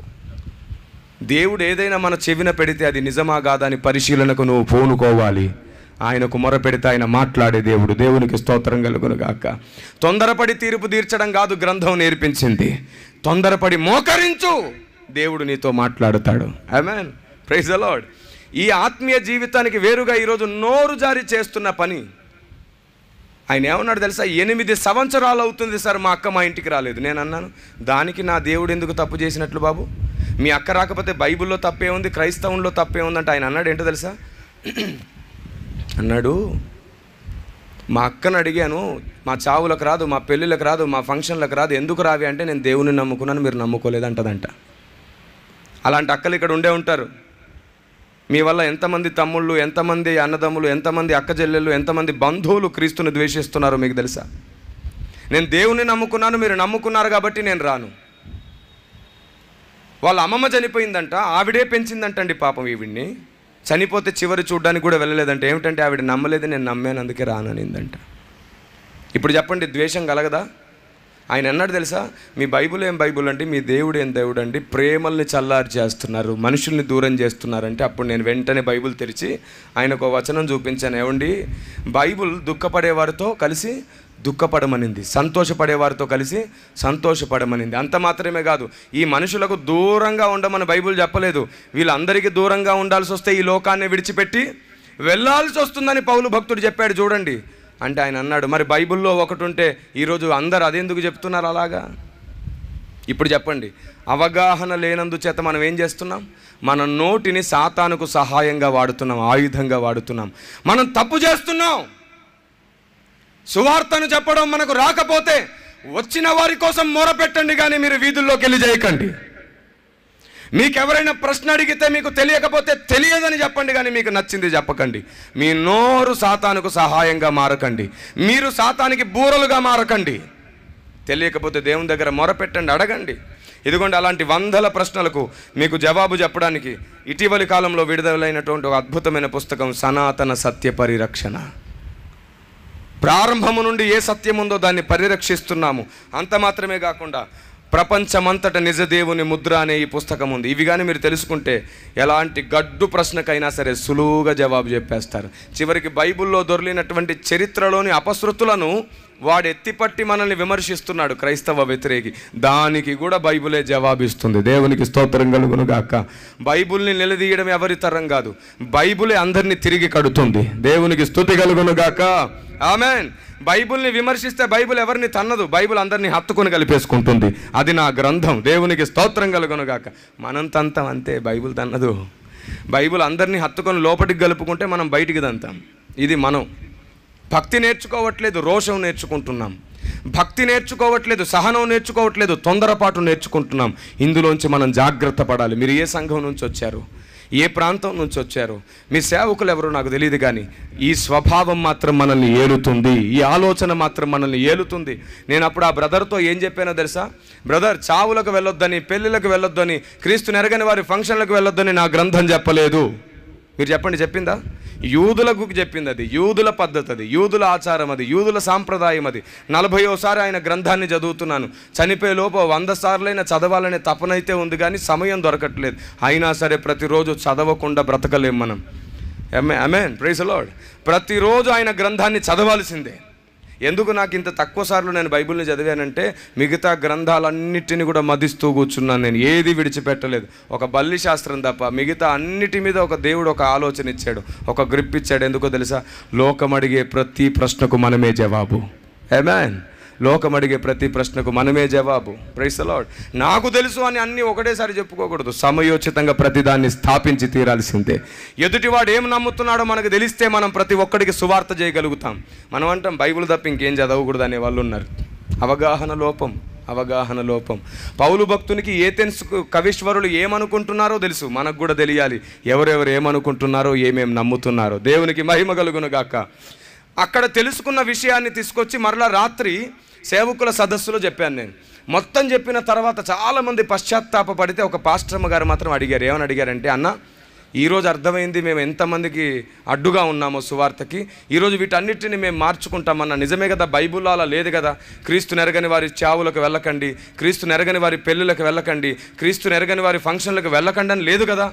కేవలం బలిగా అర్పించినవి తినొద్దని, లోక మర్యాదను అనుసరించొద్దని, ఇలాంటి కొన్ని జాగ్రత్తలు ఇవ్వబడిందే కానీ వారికి దూరంగా ఉండని, వారికి కలిసి వారితో ఉండొద్దని చెప్పలేదు కదా బైబుల్. ఎందుకు మనం ఇలా యూదుల వలె ఆలోచిస్తున్నాం? నిజమే అని చెప్పి ఒక ప్రశ్న అడిగింది. ఏమిటో తెలుసా ప్రశ్న? అన్నా ఒక చావుకు వెళ్ళాను నేను, అక్కడ పొయ్యికి పూజ చేసి దాని మీద వంట చేస్తున్నారు, నేను తినాలా తినకూడదా అని అడిగింది. భలే డౌట్ కదా. అన్నా నేను చావుకి వెళ్ళాను, మా బంధువులే అక్కడ పొయ్యికి పూజ చేశారు, దాని మీద గిన్నె పెట్టారు, ఇప్పుడు నేను తినాలా లేదా? నేను ఆవిడికి ఒక్క మాటలో చెప్తే నన్ను అపార్థం చేసుకుంటుంది. అందుకే నేను అన్నాను, అమ్మ నేనే నిన్ను ప్రశ్న అడుగుతాను. పొయ్యికి పూజ చేసి దాని మీద వంట చేసినందుకు అది తినాలా వద్దా అనే డౌట్ నీకు వచ్చింది కదా. మన దేశంలో రైతులు భూమి పూజ చేయకుండా వరి పండిస్తారా అని అడిగాను. లేదు అనింది. అప్పుడు నువ్వు ఏం తినకూడదమ్మా అన్నాను. వరి తినకూడదు, రైస్ తినకూడదు అనింది. నువ్వు తెచ్చుకునే రైస్ బ్యాగ్ పైన ఇష్టదైవాల ఫోటోలు వేస్తారమ్మా, అప్పుడు నువ్వు ఏం తెచ్చుకోకూడదు అన్న. రైసు తెచ్చుకోకూడదు అనింది. మార్కెట్లోకి వెళ్తే మటన్ హలాల్ చేయకుండా కొయ్యరమ్మా, నువ్వు ఏం తినకూడదు అప్పుడు అంటే మటన్ తినకూడదని చెప్పింది. నువ్వు షాపుకి వెళ్తే ఇష్టదైవానికి అగరొత్తులు ముట్టించకుండా ఒక వస్తువు కూడా బయటికి ఇవ్వడమ్మా, అప్పుడు నువ్వు ఏం కొనకూడదంటే వస్తువులు కొనకూడదని చెప్పింది. అమ్మ గవర్నమెంట్ వాడు గేట్లు ఎత్తేటప్పుడు, ఈ డ్యామ్ గేట్లు ఎత్తుతాడు కదా, ఈ గేట్లు ఎత్తేటప్పుడు కొబ్బరికాయ కొట్టకుండా ఏ గేట్ ఎత్తాడమ్మా, అప్పుడు నువ్వు ఏం దాగకూడదు అన్నాను. నీళ్లు దాగకూడదు అయ్యగారు అనింది. మరి పీల్చే గాలిని వాళ్ళు ఓ వాయుదేవుడా అంటారు, నువ్వు ఏం పీల్చకూడదమ్మా? గాలి పీల్చకూడదు, అప్పుడు కదా చచ్చూరుకుంటాం మనం. కరెక్ట్ లాజిక్కేనా అది? నేను వంట చేసే వాళ్ళని అడిగాను. ఏదైనా ఒక ప్రశ్న వస్తే నేను తొందరపడి నోరు జారను, తప్పకుండా వెళ్ళి అందరిని అడిగి పరిశీలించి తెలుసుకుంటాను. అడిగాను నేను, వంట చేసే 3-4 అడిగితే వాళ్ళు ఏమన్నారు తెలుసు సార్? అది మా వృత్తి ధర్మం సార్, మేము ఏం చేస్తామంటే ఓ అగ్నిదేవుడా వంట ప్రారంభించాం, ముగించే వరకు మాకు సహాయం చెయ్యు అంటారంట. అంతేగాని అగ్నిదేవుడా పైన పెట్టిందంతా నీకే అన్నారు. ఎవరు అన్నారు? అడిగి చూడండి, మీరు ఇక్కడ కూడా ఉంటారుగా వంట వాళ్ళు, అడిగి చూడండి. ఇది మన పొరపాటు, మన అభిప్రాయం. నైవేద్యముగా సమర్పించే ఉద్దేశం అయితేనే నువ్వు అపవిత్రం అవుతావు, కానీ అంతకుమించి నీకు ఎలాంటి అపవిత్రత అంటదు. ఒకవేళ తెలియకుండా నీ ముందుకు వస్తే ప్రార్థన పరిశుద్ధపరుస్తుంది. దేవునికి స్తోత్రం కలుగునుగాక. తెలిసి వస్తే జ్ఞానంగా వారితో మాట్లాడి ఒప్పించి వారికి ఇచ్చేసి. నా 9th క్లాస్లో అనుకుంటాను, నా ఫ్రెండ్ ఒక అతను వచ్చాడు. నేను 13 సంవత్సరాల వయసులో రక్షించబడ్డాను అన్నాను కదా. నా ఫ్రెండ్ చిట్టోస్ ప్రవీణ్ అని ఇప్పటికీ నా జ్ఞాపకం. నాకు పులిహోర అంటే ఇష్టం అని వాడు ఏం చేశాడంటే, ఓ ప్యాకెట్ తీసుకొచ్చి నాకు ఇచ్చాడు. తినరా నువ్వంటే నాకు చాలా ఇష్టం అన్నాడు. చింపి 5 స్పూన్స్ అలా తిన్నాను ప్రార్థన చేసుకొని. వాడు పెద్దగా నవ్వుతున్నాడు, హోహో అని. ఏమైందిరా అని అడిగాను. ప్రసాదం తిననన్నావు, ఇది ప్రసాదమే అన్నాడు. గుండె వేగం పెరిగిపోయింది, నాకు దడ పెరిగిపోయింది. ఏమిటి నేను ప్రసాదం తినేసానా అని. వెంటనే పరిశుద్ధాత్ముడు నాకు ఆలోచన ఇచ్చాడు, తొందరపడకు, వాడితో మాట్లాడు. నేను మాట్లాడడం ప్రారంభించాను. ఒరే నేను తినే ముందు ఏం చేశానంటే ప్రార్థన చేశాను కదా. తెలియక నేను 5 స్పూన్లు తిన్నాను. తెలియక తిన్నాను కాబట్టి లెక్క దేవుడు చూసుకుంటాడు. ఇక తెలిసి 1 స్పూన్ తిన్నా నేను లెక్క అప్పచెప్పాలి కాబట్టి ఈ లెక్క నీది అని వాడికి అప్పచెప్పేశాను. దేవునికి స్తోత్రం కలుగునుగాక. Praise the lord. తెలియక తిన్నాను కాబట్టి లెక్క ఆయనది, తెలిసి తింటే మళ్ళీ లెక్క నాదవుతుంది. ఇప్పుడు దేవునికి స్తోత్రం, ఇది నీ సొంతం, తీసుకెళ్ళిపో అని చెప్పాను. వాడు షాక్ అయ్యాడు, ఏం చేయాలో అర్థం కాలేదు. మరలా వాడు నాకు బలవంతంగా కూడా ఇవ్వలేదు. వాడు అర్థం చేసుకున్నాడు వాడు చేసింది తప్పని. ఆ రోజు నుంచి ఈ రోజు వరకు నా భక్తి బాగానే ఉంది. ఎందుకంటే తెలియక జరిగింది, అది తెలిసి జరగలేదు. తెలియక నీ జీవితంలోనికి ఎన్నో వస్తున్నాయి, కానీ నువ్వు చేసే ప్రార్థన దాన్ని పరిశుద్ధపరిచి నిన్ను కాపాడుతుంది. దేవునికి స్తోత్రం కలుగునుగాక. తెలిసొస్తే వాడికి అర్థమయ్యేటట్లు చెప్పు, అర్థమయ్యేటట్లు తృణీకరించేటట్లు కాదు. తెలియకొస్తే ప్రార్థించి శక్తి నందు దేవుడు నిన్ను వాడుకోబోతున్నాడు. దేవునికి స్తోత్రం కలుగునుగాక. ఇప్పుడు చెప్పండి, మనం అర్థమయ్యేటట్లు సువార్త చేస్తున్నామా, అపార్థమయ్యేటట్లు సువార్త చేస్తున్నామా? ఇదండి మనం చేస్తున్న తప్పు. దయచేసి మిమ్మల్ని అందరినీ బతిమాలుతున్నాను, తెలియకపోతే తెలుసుకోండి, ప్రార్థించండి, నేర్చుకోండి. ఏ విధము చేతనైనా దేవుడు మీకు జ్ఞానం ఇస్తాడు, ప్రత్యక్షతనిస్తాడు. తొందరపడి నోరు జారి శత్రువులుగా మారకండి. శత్రువుల ఎదుట భోజనం సిద్ధపరిచే దేవుడు ఆయన. దేవునికి స్తోత్రం కలుగునుగాక. ఆమేన్. రండి, అందరం లేచి నిలబడి ప్రార్థన చేసుకుందాం. అందరం దేవుని కాళ్ళు పట్టుకుందాం. ఇక నుంచి గుర్తుంచుకోండి, ప్రతి మతాన్ని గౌరవించడం నేర్చుకోండి, ప్రతి వ్యక్తిని గౌరవించడం నేర్చుకోండి. క్రైస్తవుడు ఎవరిని విమర్శించకూడదు, క్రైస్తవుడు ఎవరిని దూషించకూడదు. క్రైస్తవుడు పాము వంటి వివేకంగాను, పావురం వంటి నిష్కపటంగాను బ్రతకాలి. అందరం కలిసి దేవుని వేడుకుందామా? మీ కుడి చేతిని పైకెత్తి ఒకసారి ప్రార్థన చేస్తారా? ప్రభువా, ఈ రోజు నుండి ఎవరి విశ్వాసాలను మేము కించపరచకూడదు, ఎవరి విశ్వాసాలను మేము తృణీకరించకూడదు. క్రైస్తవుడు పావురం వంటి నిష్కపటం కలిగి, పాము వంటి వివేకం కలిగి ఈ లోకానికి మేము సువార్త చెప్పాలి. అంత మాత్రమే కాదు, ఆశీర్వాదాలు దీవెనల కొరకు మందిరానికి రావడం మానేసి మనమే ఆశీర్వాదంగా మారడం కొరకు మనం దేవుని సన్నిధిలో ప్రార్థన చేద్దాం. శ్రమ తొలగిపోవాలని కాదు, శ్రమల్ని గెలిచే శక్తిని అడుగుదాం దేవుణ్ణి. అందరం కలిసి నోరు తెరిచి ఒక్కసారి ప్రార్థన చేద్దామా? మనం అందరం తీర్మానం చేసుకుందాం, అందరం కలిసి ఒకసారి ప్రార్థన చేసుకుందాం. ఎవ్వరు మౌనంగా ఉండకండి. నేను మీ అందరి కోసం ప్రార్థన చేయబోతున్నాను, మీ అందరి కోసం ప్రార్థన చేయబోతున్నాను. క్రైస్తవుడు మతాన్ని మార్చేవాడు కాదు, క్రైస్తవుడు కులాన్ని మార్చేవాడు కాదు. ఏ మతం ద్వారా కానీ, ఏ కులం ద్వారా కానీ, ఏ రాజకీయ పార్టీ ద్వారా కానీ, ఏ సేవా సంస్థల ద్వారా కానీ ఇప్పటి వరకు దొంగలు మారలేదు, వ్యభిచారులు మారలేదు, నరహంతకులు మారలేదు. ఇదిగో ఈ బైబిల్ గ్రంథాన్ని పట్టుకొని ఎందరో దొంగలు మారారు, ఎందరో వ్యభిచారులు మారారు, ఎందరో నరమాంస భక్షకులు మారారు, మాంత్రికులు మారారు, సాడిస్టులు మారారు. బ్రతుకులను మార్చింది ఈ గ్రంథం. ఎవరు మతాన్ని మార్చట్లేదు, ఎవరు ఏ సాంప్రదాయాల్ని మార్చడానికి వీల్లేదు. అందరూ క్రీస్తుని పరిచయం చేద్దాం, దేవుణ్ణి మాత్రమే వారికి పరిచయం చేద్దాం. దేవుడే వారిలో నివసించి ఆయనకు అనుకూలంగా అందరినీ మారుస్తాడు. మన బలవంతం వల్ల ఎవరు తమ సమర్పణలోనికి రాకూడదు. గ్రంథము అర్థమైన తర్వాతే ప్రతి వ్యక్తికి సమర్పణ రావాలి. వేడుకుందాం. మన నోటి ద్వారా, మన అవగాహన లోపం ద్వారా ఎప్పుడు ఎక్కడ దేవునికి అవమానం కలగకుండా జాగ్రత్త పడదామా? మనం ఎవరిని దూషించకుండా, ఎవరిని తృణీకరించకుండా, ప్రతి మతాన్ని, ప్రతి వ్యక్తిని గౌరవించగలిగిన పెద్ద మనసు మనం తెచ్చుకుంటే మనల్ని కూడా లోకం గౌరవిస్తుంది. అప్పుడు క్రీస్తును ప్రేమిస్తుంది, మనం చెప్పే మాటలను అర్థం చేసుకుంటుంది. రండి తండ్రి, భక్తిని ఎలా కాపాడుకోవాలో నేర్పించావు, సువార్త ఎలా చేయాలో నేర్పించావు, ప్రారంభంలో ఏది ప్రాముఖ్యమో నేర్పించావు, నీ గ్రంథానికి ఎంత దూరంగా ఉన్నామో నేర్పించావు. అక్షరాన్ని సరిగ్గా చూడక అపార్థమైన ఉద్దేశాలతో మేము బ్రతుకుతున్నామని గమనించాం. ఇక మీదట జాగ్రత్త పడుతున్నాం. 3000 సంగతులలో మేము పొరబడ్డామని ఈరోజు అర్థం చేసుకున్నాం. వాటన్నిటిని సరి చేసుకుంటాం. మా మరణం తర్వాత ప్రభువా, మేము అధిక మహిమలో ఉండడానికి, నీ వాక్యానికి మేము ఉన్నతమైన విలువనివ్వడానికి మమ్మల్ని మేము ప్రతిష్ఠించుకుంటున్నాం.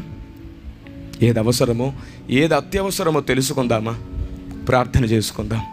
అందరం కలిసి ప్రార్థన చేసుకుందాం. పరిశుద్ధాత్ముడా, నా యందు కనికరం ఉంచండి. జీవం కలిగిన దేవా, నా యందు కనికరం ఉంచండి. మా ప్రార్థన ఆలకించండి అని అడుగుదామా? సేవకులు మన కోసం ప్రార్థన చేస్తారు, ఏకీభవిద్దాం. ఎవరు మౌనంగా ఉండకండి, అందరం కలిసి ప్రార్థన చేద్దాం. సేవకుల్లో ఎవరైనా ఒకరు ప్రార్థన చేస్తారు.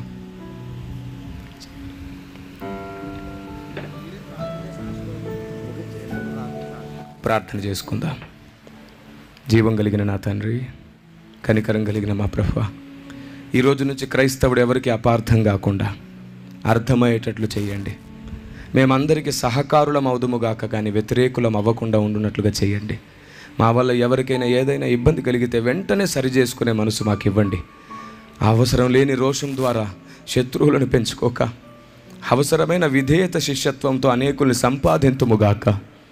మా వ్యక్తిత్వాన్ని, మా మనసును నీ చేతికి అప్పగిస్తున్నాం. మాలో పొరపాట్లుంటే ఈ ప్రాణం పోకముందే సరిచెయ్యండి. మా వ్యక్తిత్వాన్ని సరిచెయ్యండి. మేము తెలుసుకోవలసిన సత్యం మాకు బోధించండి. దేవా, నిన్ను బతిమాలుకుంటున్నాం. ఆ ఒక్కరోజు ఎప్పుడు వస్తుందో తెలియదు కాబట్టి ఈ రోజే అత్యవసరమైన దాని మీద మా మనసు నిలుపుతాం. మమ్మల్ని మేము నీ అధికారానికి అప్పగిస్తున్నాం. ఈ చుట్టూ, ఈ ప్రాంగణం చుట్టూ ఉన్న అనేక కుటుంబాలు ఒకవేళ ఈ శబ్దం ద్వారా ఎవరైనా ఇబ్బంది పడితే దయచేసి ప్రభువా, వారు సహకరించినట్లుగా వారికి మనసునివ్వండి. ప్రభువా, వారు ఇబ్బంది పడే చోట మేము జాగ్రత్త పడుదుముగాక. మా యందు కనికరం ఉంచండి. చుట్టూ నీ దేవదూతల పరిచర్య జరుగునుగాక. పరిశుద్ధాత్మదేవ ప్రతి ఒక్కరిని స్వాధీనపరుచుకోండి. ఎవరు గాయపడకుండానట్లుగా నీ ఆత్మ కార్యం ఇక్కడ జరుగునుగాక, నీ బూర శబ్దం ఇక్కడ వినబడునుగాక. జరగబోతున్న 2 దినములు కూడా మహోన్నతమైన కార్యము జరుగునుగాక. కృంగిపోయిన ప్రతి వ్యక్తి ప్రోత్సహింపబడుతూనే అత్యవసరమైన దాని కొరకు ప్రభువా పరిగెత్తుదురుగాక. మీరు సహాయం చేయండి. నీ కుమారుడు చేస్తున్న ఈ ప్రయాస ప్రభువా వ్యర్థము కాదు. నీ కుమారుని మీరు స్వాధీనపరుచుకోండి. తమ్ముని మీరు వర్ధిల్ల చేయండి. ఇది మొదలుకొని మరలా మేము కలుసుకునే పర్యాంతము, ఒకవేళ మేము మరలా కలుసుకుంటే నీ కుమారుడు ఇంకా సర్వ సమృద్ధిలో కనబడునుగాక. ఇక్కడున్న నీ పిల్లలు కూడా సర్వ సమృద్ధిలో వర్ధిల్లుదురుగాక. చేరి వచ్చిన సేవకుని వారి సేవను నూతన పేజీ ప్రారంభించి దీవించండి. వారి బ్రతుకులలో ప్రభువా ఇన్నాళ్ళ కష్టం ఫలించునుగాక. ప్రతి సంఘం పునాదుల విశాలమవునుగాక. మహిమ పొందుమని, సహకరించిన ప్రతి ఒక్కరిని వర్ధిల్ల చేయమని, మరలా కలుసుకునే పర్యాంతం నీ రెక్కల నీళ్ళలో భద్రపరచమని యేసు పేరట వేడుతున్నాను పరమ తండ్రి. ఆమెన్. ఆశీర్వాదం. మన పరలోకపు తండ్రి ప్రేమ, కుమారుడైన యేసయ్య మహాకృప, పరిశుద్ధాత్మదేవుని సన్నిధి సహవాసము నడిపింపు చేరి వచ్చిన మనందరికీ ప్రతి సంఘం సత్యమందు నిలిచే వరకు ప్రాణకోటికి సదా దేవుడు తోడయుండి నడిపించుగాక. ఆమెన్. ఆమెన్. ఇంతవరకు ఓపికతో విన్నందుకు మీకు అందరికీ కృతజ్ఞతలండి. ఇంతవరకు నా ఛానల్ సబ్స్క్రైబ్ చేసుకోకపోతే దయచేసి సబ్స్క్రైబ్ చేసుకోండి, లైక్ చేయండి, షేర్ చేయండి. ఇంకా లేటెస్ట్ వీడియోల కోసం బెల్ ఐకాన్ మీద క్లిక్ చేయండి.